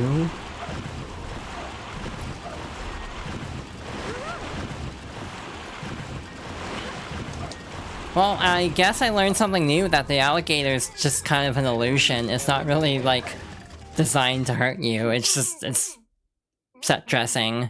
It was 1 plus 2, okay. See, I'm so used to you saying plus 2, and just the saying plus 2, that I was like... Did I make a joke that I didn't realize? Playable cutscene, yeah, pretty much. 4-lane QT. What's wrong with me?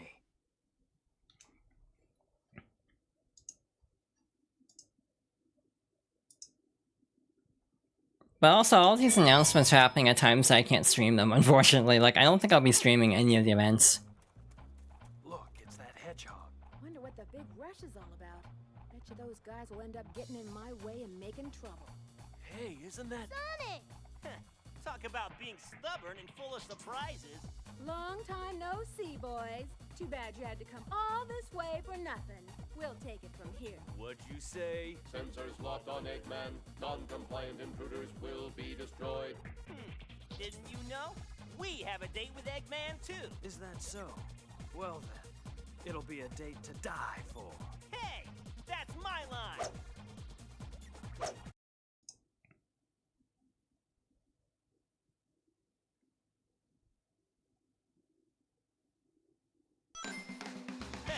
Not the best way to greet those you haven't seen in a while. What was that hedgehog that looked like my twin?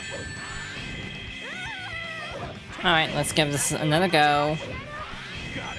Well, 2 down, 1 left. Is that it? Cool. Good fight. make up for all the shenanigans earlier. So at least something went right for Team Dark today. Again, this is like just the worst playthrough I've had of this story in ages. Everything's falling apart, it seems.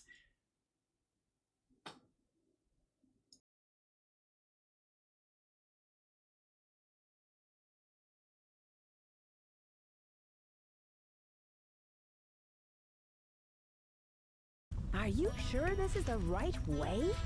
Affirmative. What's up? Something on your mind? Well, never mind. Let's go. That blue hedgehog like me. What did the doctor say about my memory? And just who am I? You can't be worse. I can't be worse than you in what way? Like, unintentionally breaking games? I'll take it from here. Doesn't compute. Illogical. What? What's happening? Alright, so I don't know what we'll do next time, because I have no idea if we'll finish Chaotix in this stream. We might just finish Chaotix and start something else. I've never played this game, I would suck. Oh, I see. I got what you mean now. What is happening with the light dashes today? That's the main thing that's like, why aren't these working? These scripted sequences? What's probably happening is the rings are just spaced apart just enough that it's not catching, which is just a weird development oversight.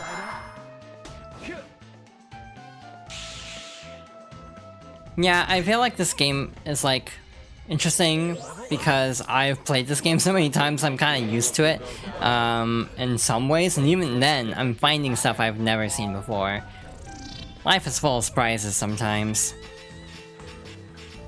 Yeah, maybe we'll just finish most of Chaotix next time, like most of the stages, call it early, and then come back to do the end of it plus last story, and then something else after.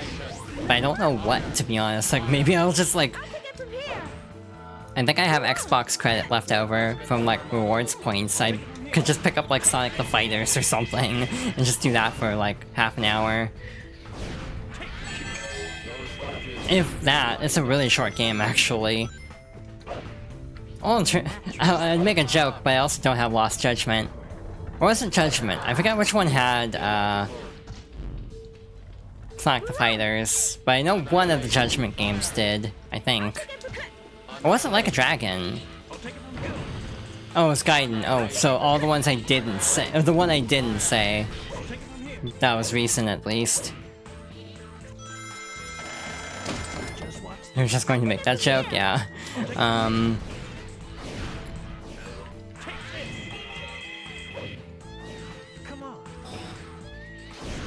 So yeah, I saw something go by in the Discord when I was checking, because I yet again forgot to turn off streamer mode, about like, they're announcing more Sonic Bling soon, so that's expected to be at the Sonic Central. Because they made like Sonic necklaces, basically, that were like hundreds of dollars. They were really expensive. And like, apparently they're making more, so that'll be announced. So yeah, I don't have high hopes for the Sonic Central from the perspective of, you know, non-gaming announcements. Alright, that's interesting. Who would that even be for? That's a very good question, and I have no idea. Because it just feels like the Venn diagram makes no sense there.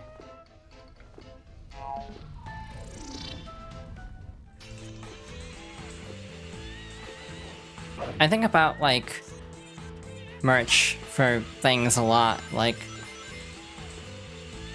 How does one build... I can say something, and I don't know if I should say it or not. But it's like, sometimes merch is so fascinating from the perspective of, like, actually capturing things that are relevant to an audience. And, like, you know, audience testing, basically.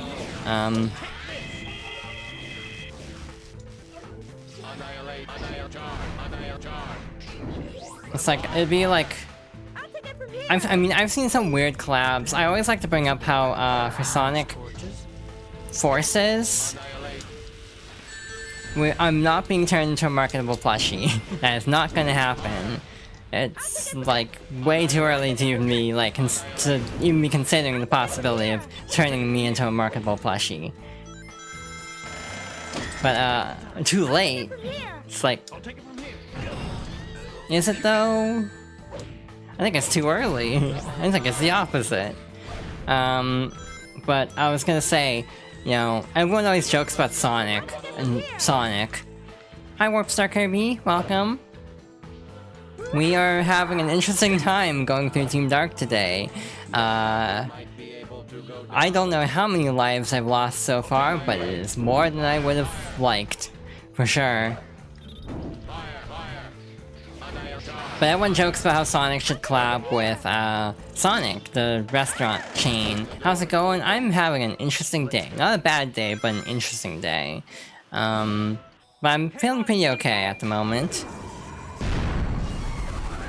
But, like, I think they announced some IHOP collab for Superstars? Yeah, with Superstars. If you go... It's like an IHOP, you can get a special costume for Amy. Though they did release it separately, thank goodness. It's actually a really cute outfit. But also for Sonic Forces, they did a collab with Hooters. I'm not making this up.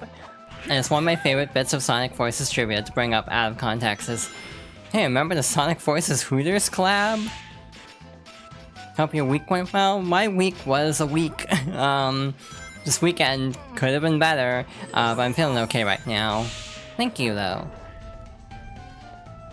Yeah, just the photos feel, like, surreal. Like, just, there's, like, the full body... Come on, game. There's, like, the person, like, the full-body, like, Sonic mascot outfit surrounded by a bunch of, like, Hooters waitresses. It's like... This feels like a hard drive article. This doesn't feel like it should be real. To be fair, that was my own fault, and also, we died in the exact same way in Team Sonic's story, so at least we're consistently screwing that up.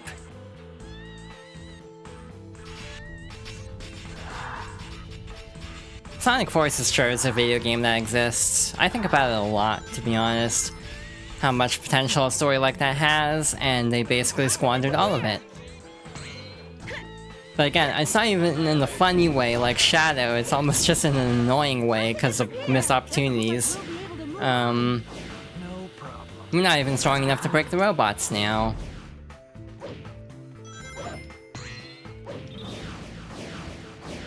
So fun story, not story per se, but fun tidbit.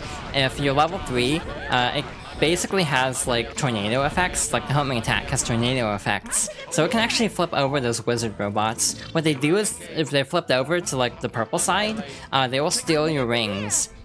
So it's generally better to leave them like on the red side. So yeah, you can accidentally flip them over sometimes. At least have Hooba Stank. Someone else knows. Yeah, I feel like I've played too much Sonic Heroes in my life. I know like a lot of weird like details about this game that don't come up very often, assuming that's what's being referred to here. Oh, it could be about Hooba Stank, the comment in the chat. I think about that a lot too. It's like, how did everything about Forces happen the way it did? Here's a question. Favorite Sonic vocal theme? That one I have two very clear answers for. Just immediately, I have two answers. Though I like a lot of vocal music in Sonic. My go-to answers for favorites are Endless Possibility, and now I'd also say One Way Dream. With Me is also really good. It's probably my favorite, like... Is it? It's up there. I was gonna say it's probably one of my favorite boss themes, or like final boss, like vocal themes in Sonic. And yeah, it's definitely up there for sure. Because they frankly stopped doing them after a while. But yeah, it's a very good song. Black Knight in general is a weird game where I both kind of love it and also kind of... prefer to enjoy it with me not playing it. Because I just had such trouble with... I had so much trouble with the motion controls. Like, nothing wanted to cooperate, basically. I think I was, like, positioning from my television and everything, so it's, you know, partially on me, being a teenager who didn't understand, you know, things like that, technically. But, yeah, a little bit of a cursed playthrough also.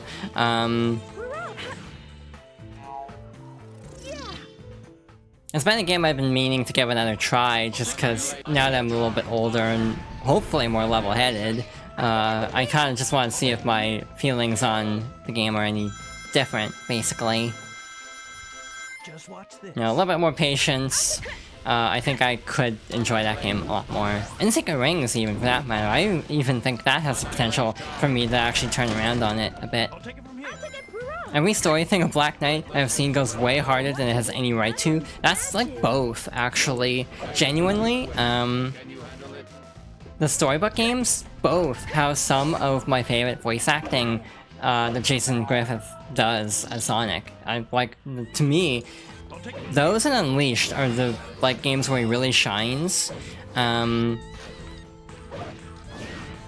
Cause, like, a lot of the writing in both is just spectacular. Naturally.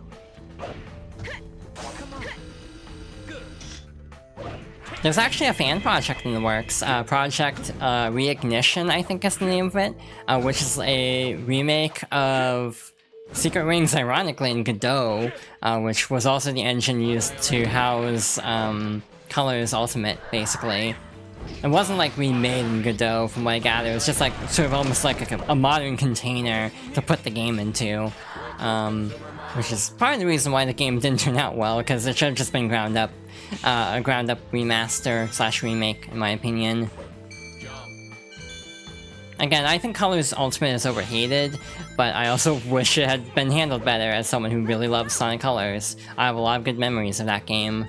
I even like the DS version of Sonic Colors. I like all the added character stuff, because you have like a bunch of characters show up and be like, hey Sonic, and then you just do like a side mission for them.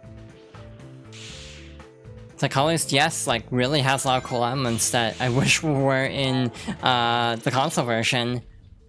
Small foothold in the middle detected. Is this the same in Sonic's? I don't remember doing this as Team Sonic. So, is my memory getting that bad that I don't remember a week ago? It might. It's like I'm not ruling out the possibility. Yeah, I think that is different. I think the gold ring is just at the end. But yeah, maybe I will play through the storybook games at some point on stream. See if my opinion changes on those.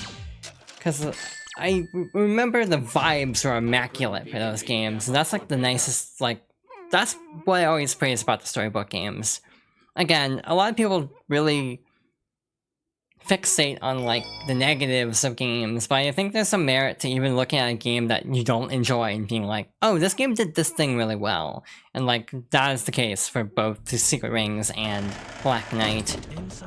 The one complaint I have, like, aesthetic-wise about Secret Rings is that 7 rings in hand plays every time you enter a menu, so it ends up just feeling a little bit you get tired of that song in particular very quickly. Other than that, I think the music in Secret Rings is actually really good. And yeah, the storytelling is good. I know people like to dunk on the ending of Secret Rings, but I almost feel like it's... I used to be in that camp who made fun of the ending. I think I warmed up to it, to be honest. Because I feel like as silly of a moment as it is on paper, there's a certain, like, sincerity to it that is actually, like, refreshing. Especially in, like, an era where, like, games were kind of, like, cynical, if that makes sense. Just to have a very, like, sincere, sweet ending has merit to it.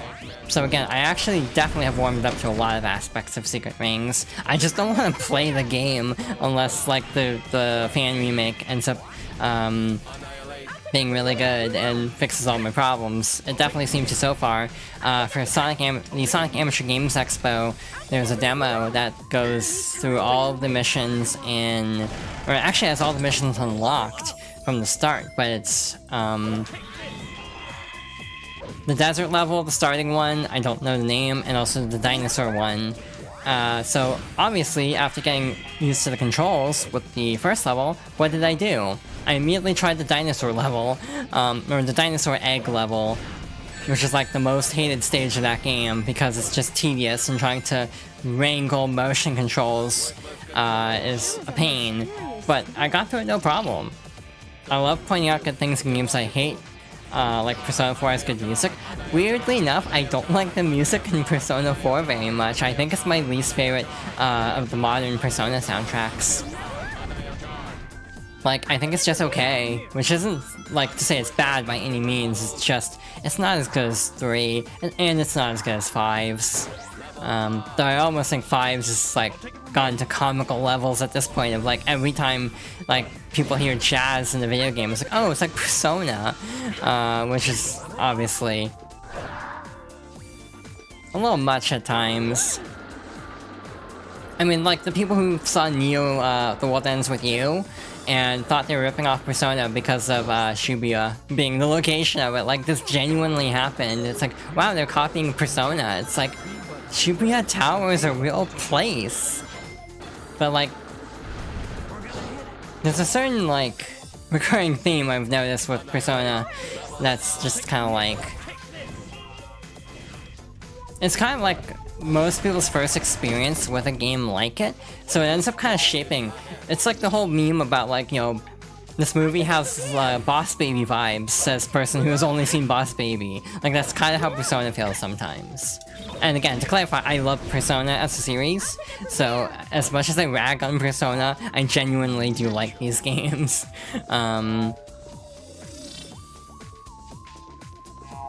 I got completely discombobulated because I accidentally ran into an orb by accident and forgot which one was the correct orb. I need to play Reload, but I'm waiting for a sale. I'm waiting for a sale on a bunch of games right now.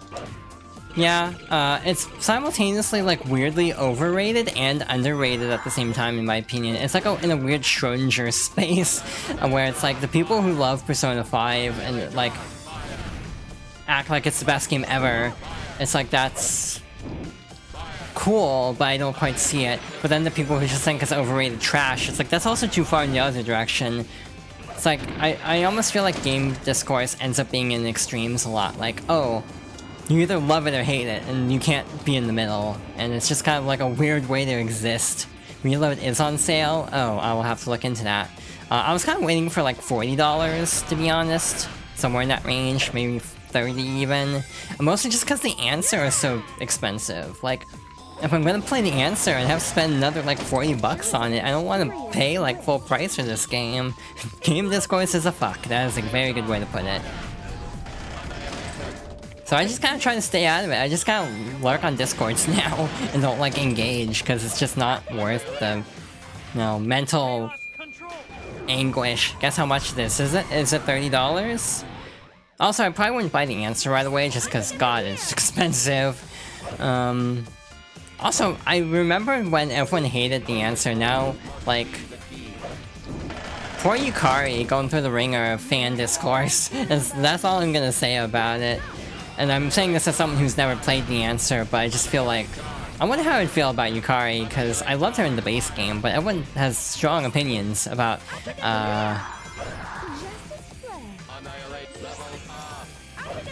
the answer. I forgot the name for a moment. It is 40, okay, I'll think about it, but I'm also like on the fence about Rebirth.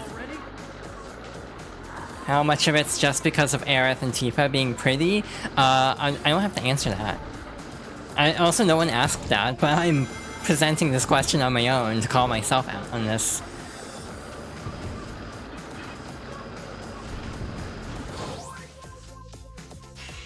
Alright, that felt scary for some reason. See, Final Fantasy VII is another one where, like, shipping wars are insanely, like, intense. Like, oh, Cloud should be with Aerith, Cloud should be with Tifa. I think Tifa and Aerith should hold hands in the third camp. Alternatively, Cloud has two hands. Oh boy, that sucks. We lived, so that's what matters, but that was not ideal.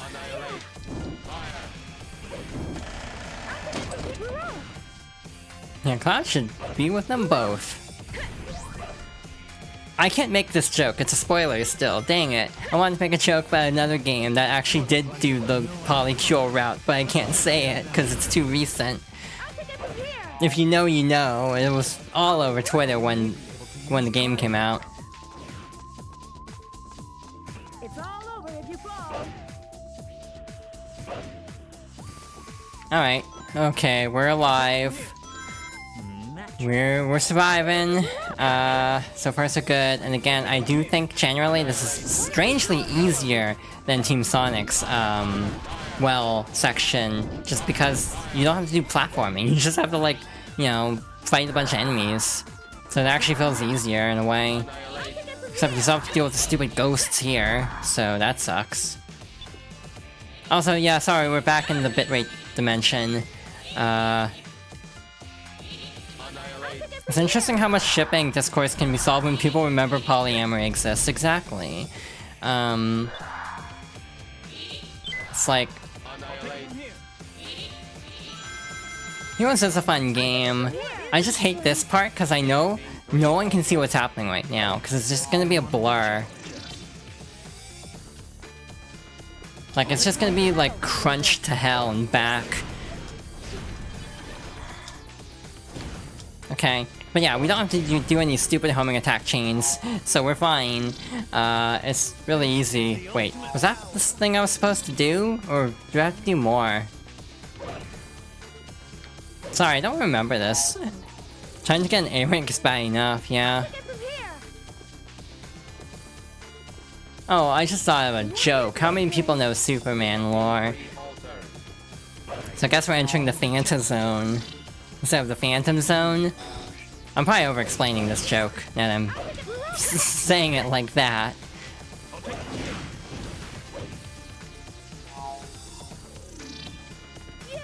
I am amazed I got a +2 on that, to be honest, with how I delivered it mostly. I think I botched the delivery of that big time. Alright, Omega's all that's left. Omega, do your thing. Big robot. Do I want a Team Blast? I don't think I... we will. I've watched Sean Superman 64 LP, I know Superman lore. Yeah, that's mostly my experience with Superman. I've seen, like, the old movies. I want to watch the current show, My Adventures. Oh boy. This is not a good place to do the Team Blast glitch, as it turns out. This is a recipe for disaster. I thought there was one more enemy, that's why I was doing the Team Blast glitch, but I don't think we have to do that, actually. We can just get the hell out of here. I knew we could do it. Don't let your guard down just Well, yet. that was less cursed. Again, weird that the ghost area was somehow behaving better than the rest of the game. I was always more into Marvel than DC, but then I kind of fell out of Marvel, because then everything tried to copy the MCU, and I kind of like when, like, the cartoons and everything were, like, very much a separate thing from the MCU, instead of trying to model, like, after it. Like, I miss Spectacular Spider-Man, that's like the coldest take in the world, I feel.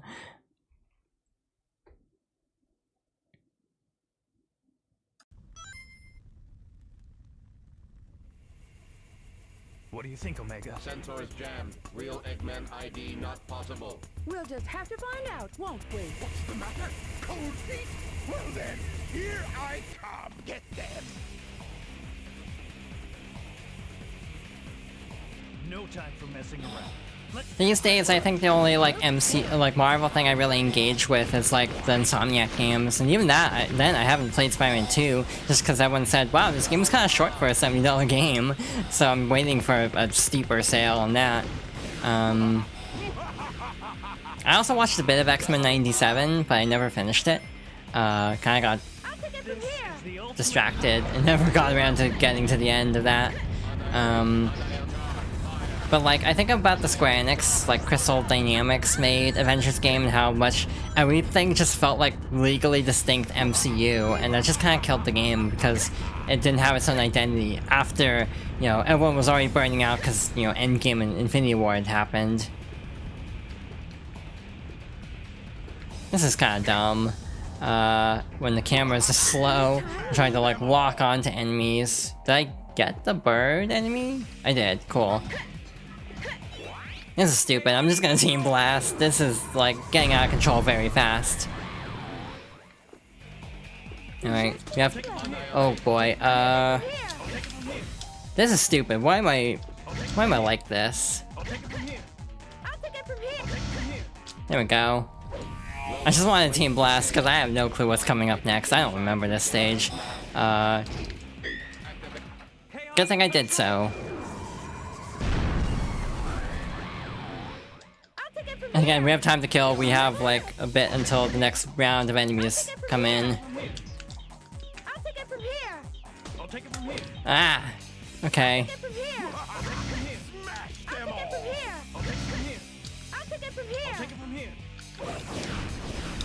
I'm probably playing with fire, but hey, we got a Team Blast again, so we're good. My other complaint about Marvel is just, I kind of feel like comics, the characters I like don't show up in comics very much. Or if they do show up, they show up badly. Is this gonna... I don't know what's gonna come up. Heat from fire, fire from heat? That was bad. I'll try that again. Heat from fire, fire from heat. That was bad too, I think. I'm not warmed up, ironically, just by talking, or my voice is just kind of tired, so I'm not, like, saying it as femme as I would probably like to. Heat from fire, fire from heat. Okay, that was better. Just had to warm up a bit.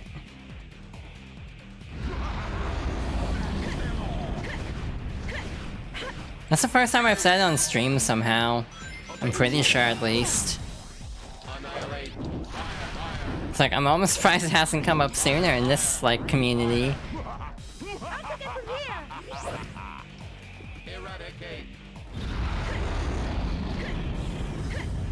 Oh, that robot's just gonna fall. That's cool.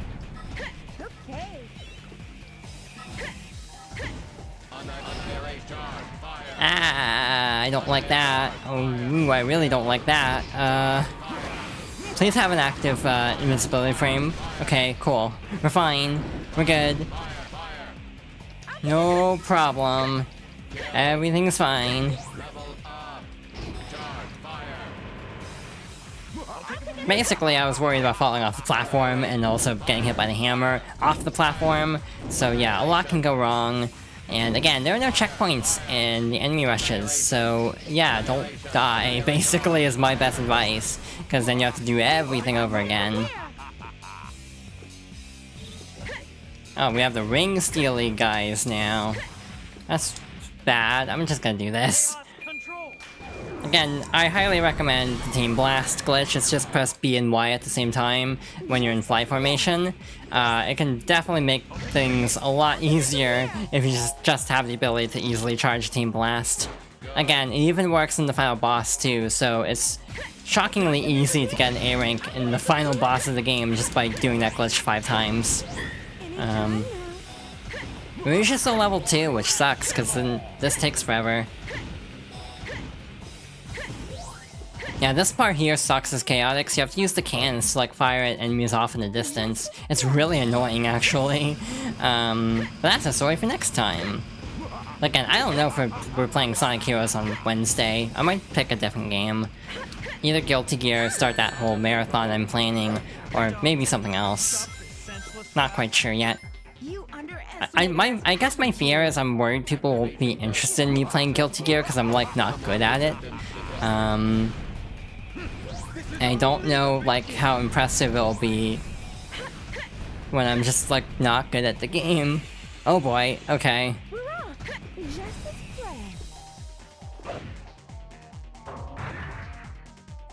Part of the reason why I'm kind of sticking with Sonic, just because these are games I know really well. so I don't have to worry about, like, you know, screwing up too badly, because I generally know what I'm doing.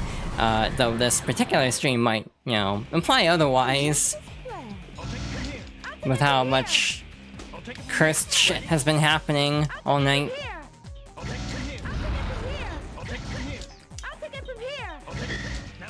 That might have been the end. Nope, that wasn't the end. This is probably the end, I hope. So yeah, we'll be able to get through this. I think we'll just go ahead and finish the story. We'll probably be at about 3 hours, which is, again, longer than I had hoped, but we're so close to the end of this, we might as well just see it through. Don't get too excited, boys! Those were the easy You worry too much about other people's opinions. I absolutely know that already. I definitely put too much thought into other people's opinions. And also how people perceive me, like, I sometimes worry about, like, coming off a certain way, because it's like, oh, what if people see me differently if I have this opinion, or talk this way, or things like that. And again, even that extends to, like, my voice and everything on stream.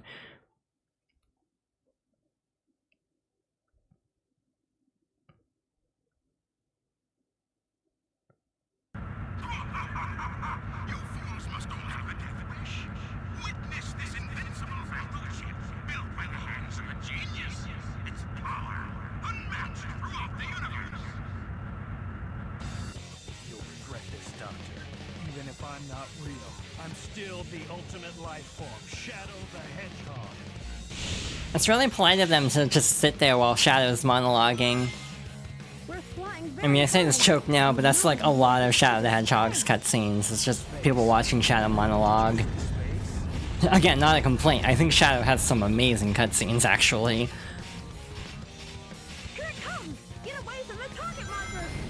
Yeah, I'm not really the best at fighting games, but I enjoy playing them. Again, like, when Dizzy comes out in Strive, I kind of want to make a, like, concerted, or concerted? That's the word. A concerted effort to actually, like, learn mechanics and stuff, because I feel like right now I forget to, like, roaming cancel and stuff like that, so I feel like I need to, like, figure out fundamentals better than I currently have. But I also don't want to, like, learn all the fundamentals with Asphalt, because it's like, if I'm switching mains in a couple weeks anyway, then this isn't going to be as applicable. Though Elfelt does have fewer nicknames than Bridget. I guess there's less you can do with Elfelt. Like, it just kind of occurred to me, it's like, yeah, what else could you call Elfelt? You're better than me. You haven't done the tutorial! That's partly on you, because you're like, oh, I don't need to do the tutorial, I'll just jump into a lobby. I mean, that I respect that decision, but it's just like, yeah, it's like... Although, to be fair, I feel like you've learned everything that would be in the tutorial anyway. It's a fairly... Like, the mission mode of the game is like the actual tutorial. The tutorial itself is just a little cinematic-y kind of thing. Not cinematic, literally, but just like a little storytelling thing of like Kai and Soul sparring. Vortex into Gunflame, it works sometimes. It does work sometimes.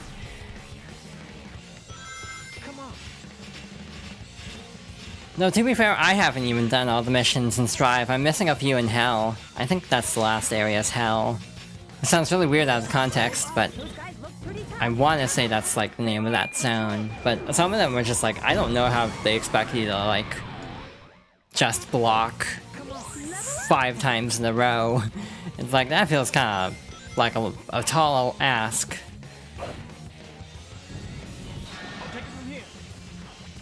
Yeah, I'm really excited, if you couldn't tell, about how Dizzy's gonna play in Strive. I'm, like, actually really excited. I've been waiting for this for, what, 3 seasons now? Yeah, I had a character crisis. Fun story. Again, I can talk about it when I actually play Guilty Gear. But I didn't have a main in Strive for the longest time. I tried playing Kai for a bit, and I tried playing Ramlethal. And I generally stuck with Ramlethal more of the two. This was back on PS4 before the PlayStation Network price increase that maybe just get the PC version. I almost botched that horribly. But basically it took until Season 2 to actually get a main because I didn't know who to play. When did I actually really get into Strive? I actually don't know, to be honest. I want to say it was like around semi-close to release. I mean, I have a game clearing Google Doc, so it's gotta be there somewhere. For like arcade mode, because again, the story mode is just cutscenes.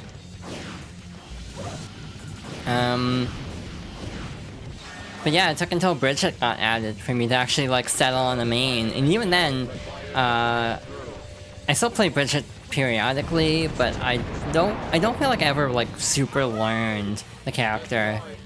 I just kind of BS my way through, kind of, which sometimes in fighting games is actually the correct choice. Like, if you just kind of BS your way through, no one can see it coming because they're expecting like a certain level of fundamentals. So yeah, sometimes it's like, you know, spamming, for example. People get mad at, you know, new players spamming moves, but it's like, hey, it's working.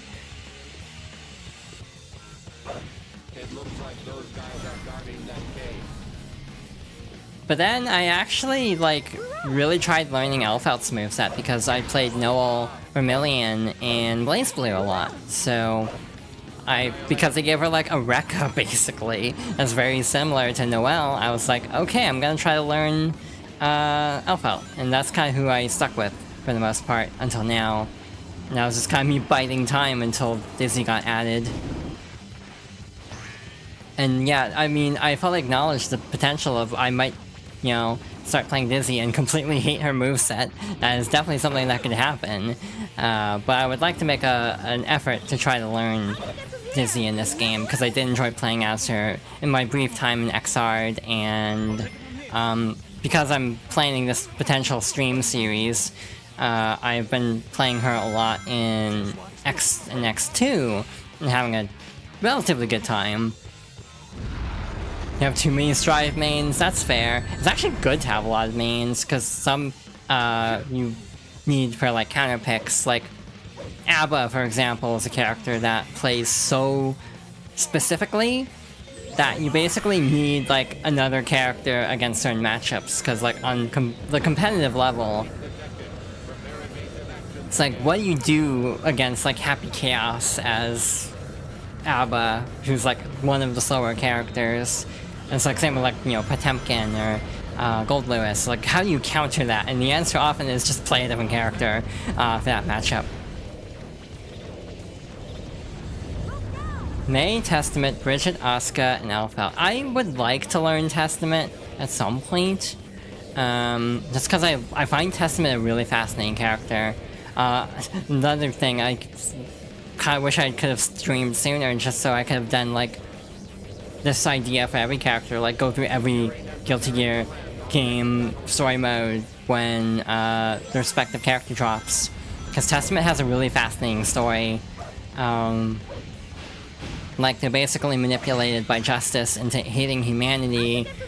Sort of dies, but not really. Like, they get better. But then kind of regret their actions, so they end up, like, looking after Dizzy, sort of, as like a penance thing. But then there's also this aspect of Dizzy initially is looked after by an old couple who lives in, like, the grove where she is. So after Dizzy leaves and ends up with one, the Jellyfish Pirates, and two, Kai, later on, that couple ends up sort of forming a connection with Testament. And that's kind of what mellows them out a bit, and that's why they just show up in Strive looking like they have, because they've just kind of taken a break from everything for a long time, stepped away. So again, I find character stories really fascinating, and that's something that gets, like, overlooked a lot in fighting games. Just, there are other reasons to enjoy fighting games than just the gameplay. Like, I genuinely like the character stories and character writing in Guilty Gear. So it goes beyond just, oh, playing the game. It's like, you know, the lore and everything I find super interesting, too. Perfect as always.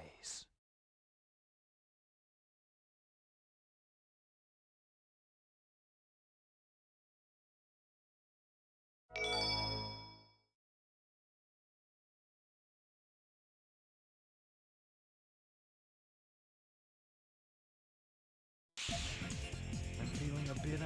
Alright, Final Fortress time. One more stage left and then the boss. But again, this is like a 10 to 15 minute stage, unfortunately. So yeah, if something goes wrong, it's gonna be on this stage because of just, you know, a lot of averages when you have such a long stage. A lot can go awry.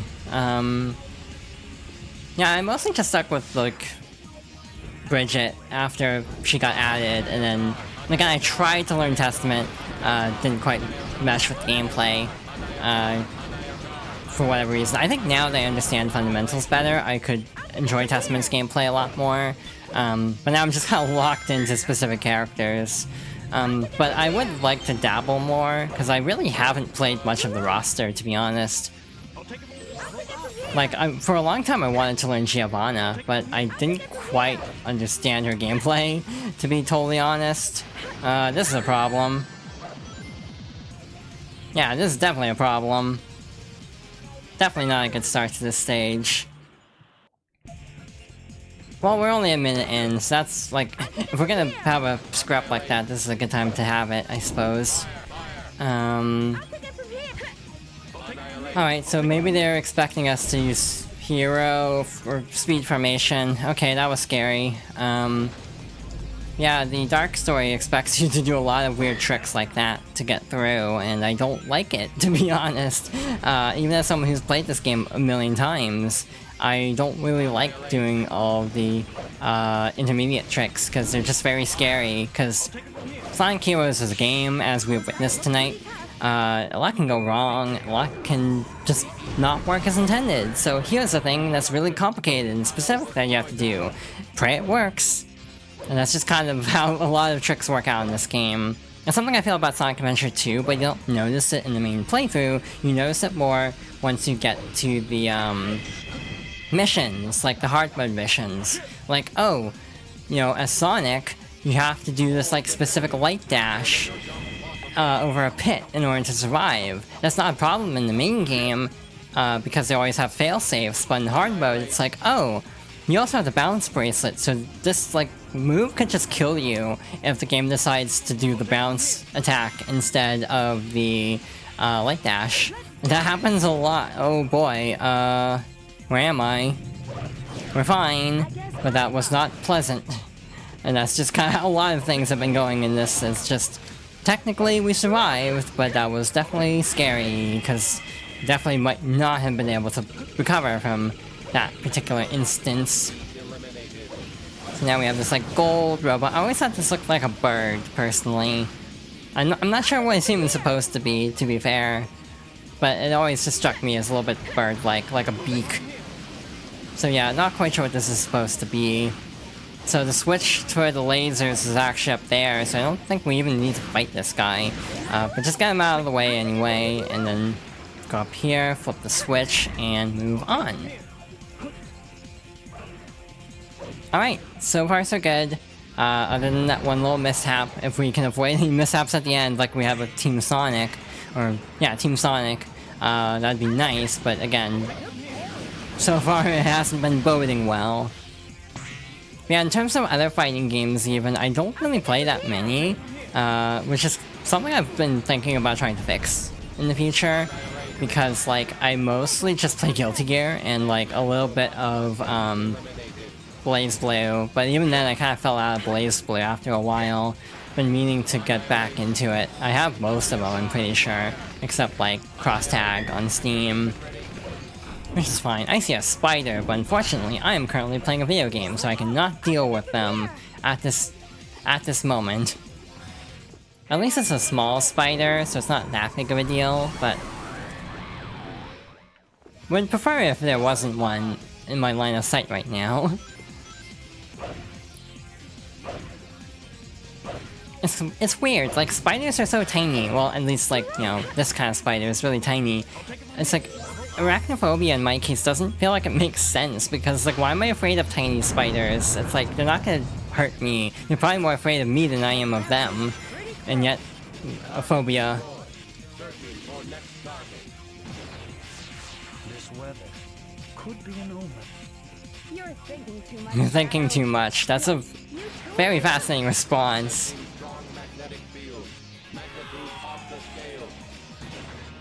It's like Rouge just hit Shadow with the "have you tried not being sad?" essentially. Oh boy, we made it. We're fine. It's all good. No problem here. Yeah, we're not even halfway through the stage. This is a long-ass level. So can we get the pulley first try? We did. Cool. So... oh boy. Trying to triangle jump from that angle is not the easiest thing in the world. And then light dash into that. That somehow worked way better than I thought it would. I thought that was gonna be a headache. But we somehow got it first try, and I'm not sure how to feel about it, to be honest. A lot of times in this game, when something goes well, I get kind of, like, concerned. Like, wow, that was really easy, actually. Somewhat frustrating, given how it sometimes goes. Alright, so we definitely need to clear up the switches first, because there are enemies spawning. Another set of the same enemies, so again, you're kind of meant to do either in any order. You know what? Actually, the boss isn't even gonna be a problem, because if we Team Blast Cat's Control, well, I mean, we can clock a lot of damage on Eggman. So yeah, we're past the, like, toughest part, I'd say, once we're done with the stage. The other thing is that's interesting is, like, Rouge and Tails use ring bombs. Like, they use fake rings that, like, blow up at enemies. And, like, I don't understand why they did that, to be honest. It's been one of those things I never quite got, because, you know, in Sonic Adventure 2, Rouge fights directly, and Tails can use his tails. Why do they have, like, ranged attacks like this? And they do that for a lot of games, too, like in, 06, they have the same setup, except Rouge uses, like, literal bombs in that case, instead of ring bombs, if I'm not mistaken. Oh wow, we're actually almost to the end of the stage already, because they have a physics engine now? True. Oh boy, how do we approach this situation? Yeah, it's just showing off, like, oh look at all the rings bouncing. Except in 06 it's hell, because then you can't even collect the rings you drop, because they're everywhere. Again, as much as I complain about Sonic, I feel like I always have to reassure, like, I actually like 06 a decent amount. I don't, like, think it's a good game by any means, but it's a game I kind of, like, enjoy to some level, despite how much I rag on it, just because it is very glitchy, but it is a game I actually enjoy quite a bit. Here they come. Yeah, I feel like I do that a lot there, where I'm, like, I'm clarifying, oh yeah, I actually do like this game, as much as it may not seem like I do. Alright, so we'll just let that robot do its thing, and we'll stagger it, and get stuck on the helmet. Great, cool. It's interesting, actually, in this game, that the little helmet does have, like, a hitbox. It's like, it wouldn't need to, but they actually do have it there, so it's just kind of in the way more than anything. And also, like, the cannon shot is very unreliable with Omega. With tall enemies, sometimes it does actually hit successfully, other times it doesn't, unfortunately. Yeah, I keep trying to think of games to stream, and that's the problem. I think I have too many now, and now I'm playing Sonic at the moment. It's like, at some point I do really want to branch out into, like, really interesting series that may not be expected. Like, I've even thought about streaming some of the Resident Evils I own, because I own all the remakes at the moment. Alright, bad idea? What's the bad idea? Or are you... Star Rail? I'm like... I wouldn't be able to start at the beginning. I'm like... in the first colony, or whatever it's called. I don't even know what anything is called in this game. I wish I liked any of those games more than I do from a gameplay level. A lot of times I'll just like the pretty designs, and that's about it. It's like Star Rail, I just usually leave on auto if I can, if I'm being totally honest. And like Zenless Zone Zero, I also kind of bounced off of, though I actually don't quite mesh with that game's, like, aesthetic compared to Honkai. I think that's the aesthetic I like the best, at the very least. And you know, and also I like turn-based games too, so... Again, that's why I thought about streaming at least some Final Fantasies at some point. Again, probably would stick with the older ones for now, just because they're a little bit shorter and more manageable. They also don't own the Pixel remasters. Oh, cool. I couldn't see it because I was descending too slowly. So we just got a little bit of a pot shot there. I mean, it could be worse, I suppose, but, lots of lasers. Alright, now we have the big cannon. So yeah, I'm not taking any chances after what happened for Team Sonic. We're just gonna take this slow. So yeah, do not press anything on the control stick and you will be fine. Otherwise you will fall too soon and get clipped by the laser. And we're actually staying in fly formation because I don't trust this game to behave. And I think we'll plummet off the edge like we had happen with Team Sonic. So yeah, we are jumping over here, just to err on the side of caution. And that takes care of that. This actually didn't take as long as I thought it would, which is nice. Also, if we actually get through the fight pretty smoothly, this will be under a 3-hour stream, which I'm a little bit surprised by. Again, the big question mark is how long is Chaotix going to take? Because that's like... some of those missions are really long, even early on. Like, Grand Metropolis takes forever because of fighting all the enemies. Like, I just did a Google search and, like, long plays are coming up there like 3 hours. So we probably won't get through all of Chaotix next time. And we'll just see how much we can do. But again, whether that'll be Wednesday or next Monday, I am undecided at the moment. Okay, no more games. Intercept mode complete. The end of the line, Doctor. Enough of this! Shut it! Root! Omega! Time to meet your maker. I'll show you what real evil is. This is it. Let's go.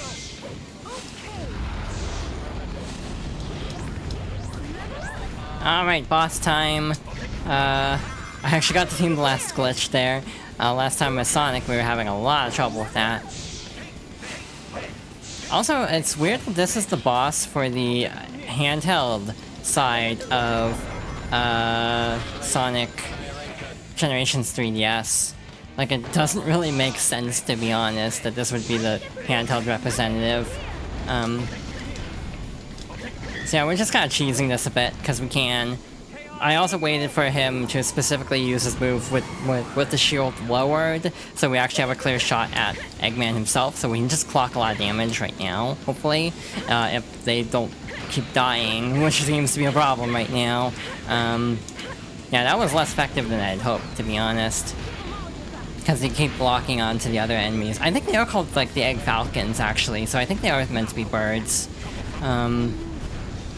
Like, I kind of forgot about that until just now. It's weird what my brain remembers and doesn't sometimes. Like, sometimes I can remember the most specific trivia, and then, like, basic things I forget, and vice versa. Chen's 3DS had surprise, Dev Troubles, yeah, it was late, also. It didn't even come out when it was supposed to. Did a laser get stuck? Or, oh, it was up there. I genuinely thought a laser got stuck above the stage for a moment, which, I mean, I wouldn't put it past this game to be totally fair. I'm just gonna be lazy and do this. Just wait for him to get a little bit closer than Team Blast. Just to finish off the fight a little bit faster. Again, we could chase him down all the way, but why if we don't have to? Again, not the cleanest fight, but we got through it without too much trouble, thankfully. And that takes care of Team Dark. So yeah, next time we will move on to Team Chaotix. I actually am tempted to start that now, just because how long it's going to take next time. You know, less to do next time, but I think it will take like almost 2 full streams. Eggman target completely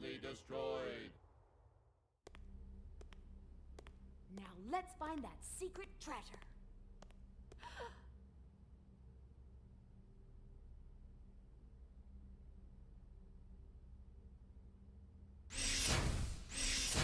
Prepare to destroy immediate area. Hey, Omega, did I ever tell you that Shadow is a robot? And... oh, never mind. Good luck. You know about cloning. The original must exist somewhere.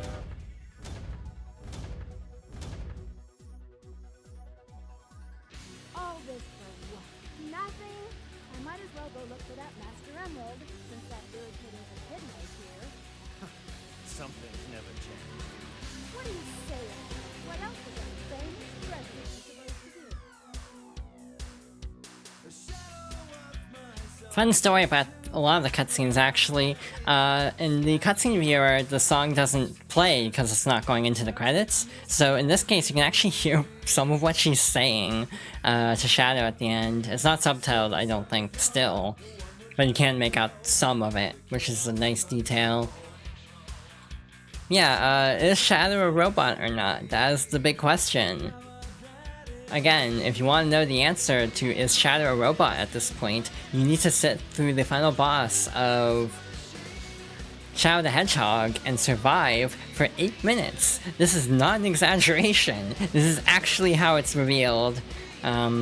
Straight up, if you wait for 8 minutes on the final boss, Eggman just drops a huge thing. But, like, I don't know how many people know about that because it's, like, so late into this really difficult fight that's on a time limit. You literally have to just stall out the boss for 8 minutes because it's like you're constantly losing rings. You're Super Shadow. So yeah, Shadow the Hedgehog is a game, and again, looking forward to talking about it in more depth in a bit. Yeah. It is weird in Shadow where he's like, I'm Shadow Android, and depending on what route you take, it's like, this can completely come out of nowhere. Like, there can be no inclination that he's a robot, and then suddenly he's like, oh, he's a robot now. And it's like, that's the funny part about Shadow, is the multiple route structure can mean the story is just an entire non sequitur. It's like, if you stick relatively to, like, main routes, like, don't deviate too much, it is pretty, like, straightforward in terms of, like, point A to point B, but again, if you, like, do the good route, and then suddenly do the dark mission of the good route and end up on, like, you know, back on the neutral path, and so suddenly Shadow thinks he's a robot. Again, I guess spoilers for Shadow.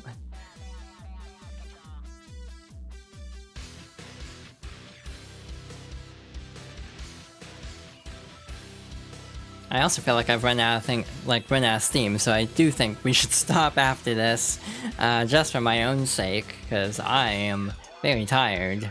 It's been a weird weekend, and I am definitely kinda hitting a point of running on fumes a little bit. Yeah, this went well, other than all the times when it didn't go well.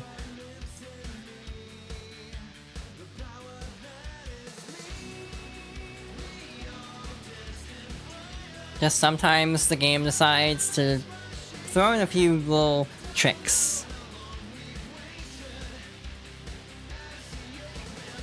This is a decent song. It's not one of my favorite hero themes. I generally like Follow Me, which is the Team Rose theme. That's probably my favorite vocal song, and then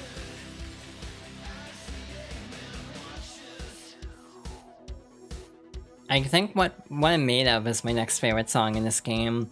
But it is kind of odd that it's like, yeah, I don't really click with a lot of the hero themes in this, or like, you know, team themes compared to like other games.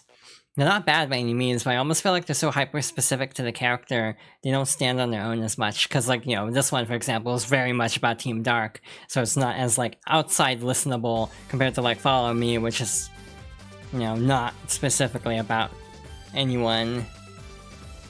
It's clearly applying to Amy, but it's, like, indirect in terms of, like, it doesn't name a character, is what I mean.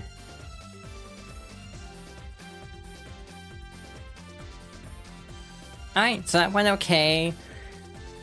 Whew, I'm tired though. I definitely am... definitely not ready to jump into the chaotic story quite yet, unfortunately. Which again, will probably take 2 streams. Again, if the one long play I saw in passing was like 3.5 hours, which is an hour longer than the other stories, that'll be 2 streams. And then yeah, we'll do the last story and maybe some other stuff if we have time. Schedule for the week, I don't know, because I am indecisive. I don't know if I want to play more Sonic on Wednesday, or if I want to, again, do the Guilty Gear plan. I've been teasing for like a couple weeks now. I mean, the entire duration of me streaming. I mean, I guess something I can talk about is like how streaming's felt. That's something I've kind of considered talking about a little bit, you know, giving my thoughts on everything and how I'm sort of feeling after, what has it been, 2 or 3 weeks of streaming? I guess it feels nice to be able to, like, share games. You know, getting to talk about games, just getting to hang out, you know, chatting with people, talking more, just try to work on my voice a little at a time.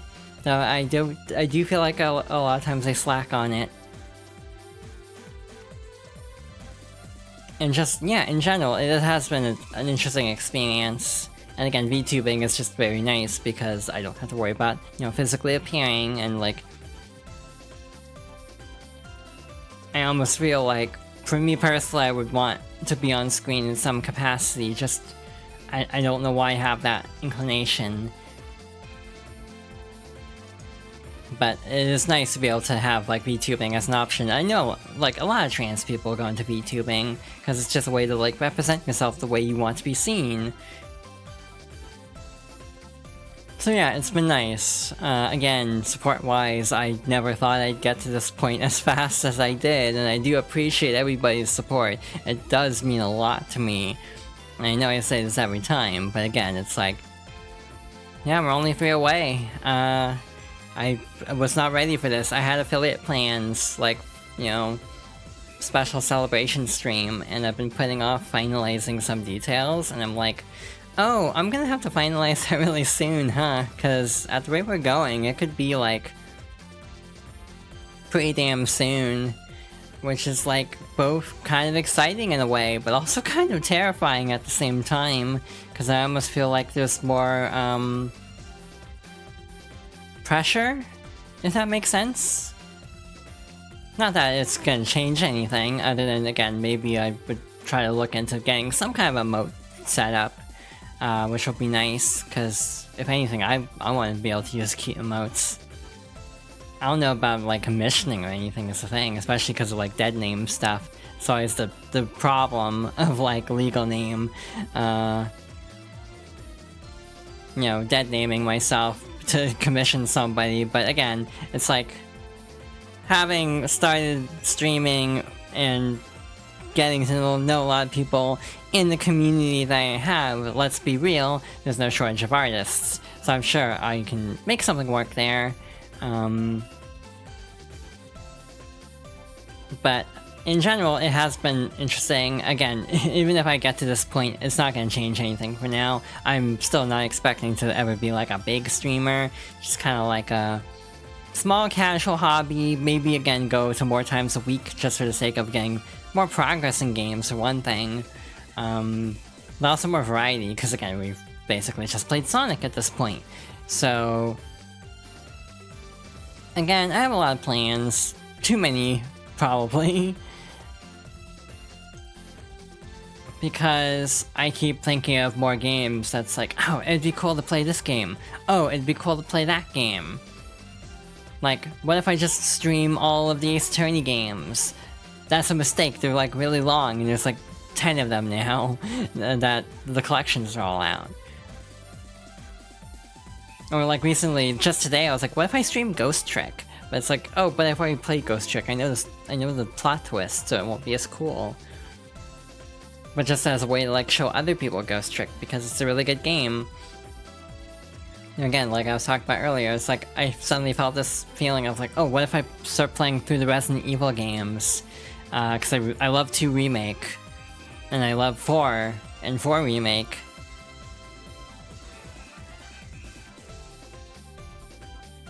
So yeah, I would like to stream more consistently and like longer too. Again, 3 to 4 hours would be a lot better, but again, I think I'm just running out of steam at this point.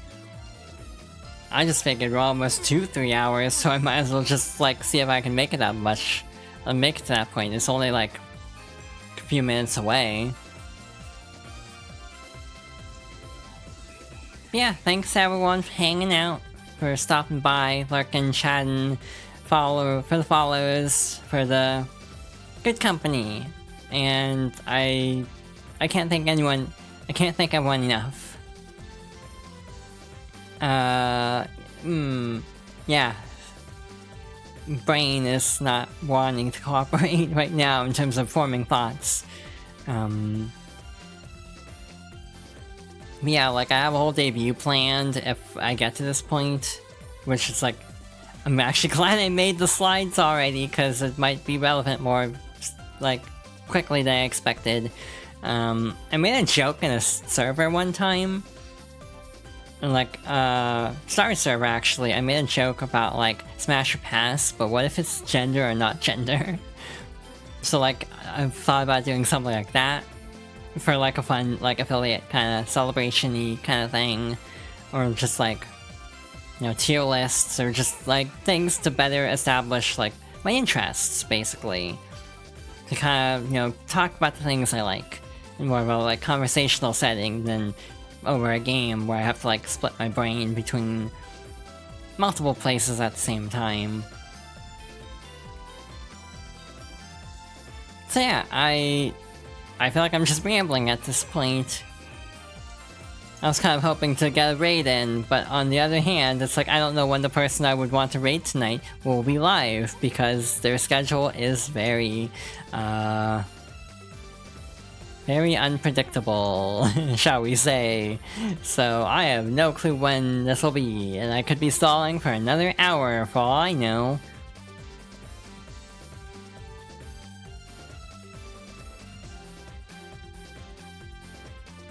Yeah, I'm really glad with how, like, the model turned out, for example. You're not even live! If it's who you... I'm thinking, call it now? Okay. I am trying to think of another option, and I might have one, but I need to know if they're live right now.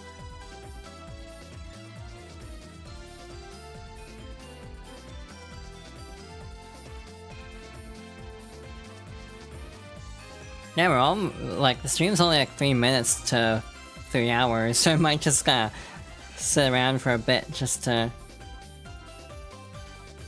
wait and see.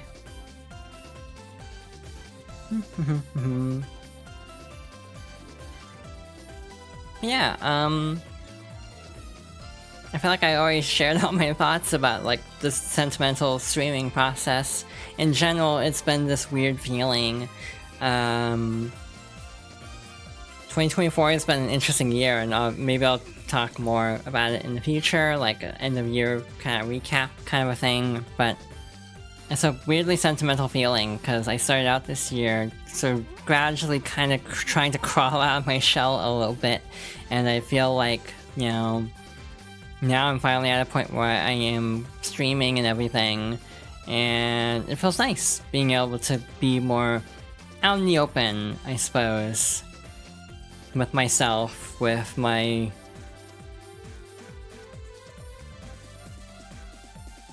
like personality and everything, share little, you know, bits and pieces of myself more publicly instead of kind of hiding away things about myself. And so this is kind of a fun avenue for that. In general, it is difficult to stream, I think. I am definitely still getting used to it, and again, I would love to build up the stamina to stream, like, more days of the week and, like, longer streams and all that, but, you know, that's gonna be a ways off, I think. And yeah, lots of games planned. Again, I'd like to even try to organize stuff with other people too. Try to do like collab stuff to try to like better, you know, network with people and get to hang out with people, play video games, because I almost feel like a lot of my friends are always super busy, so trying to organize it in the framework of a stream might increase the odds of it actually lining up, if that makes sense. So yeah, I hope everyone, you're never busy. I have noticed that you are always around, it feels like. And I appreciate it. Head pats. Oh, okay, for a brief moment I thought my gift sub ran out. It's on its last, like, couple days, so it's probably gonna happen soon. Back to the land of ads for me very soon. I don't even remember the date on that, to be honest. Just checking a few things.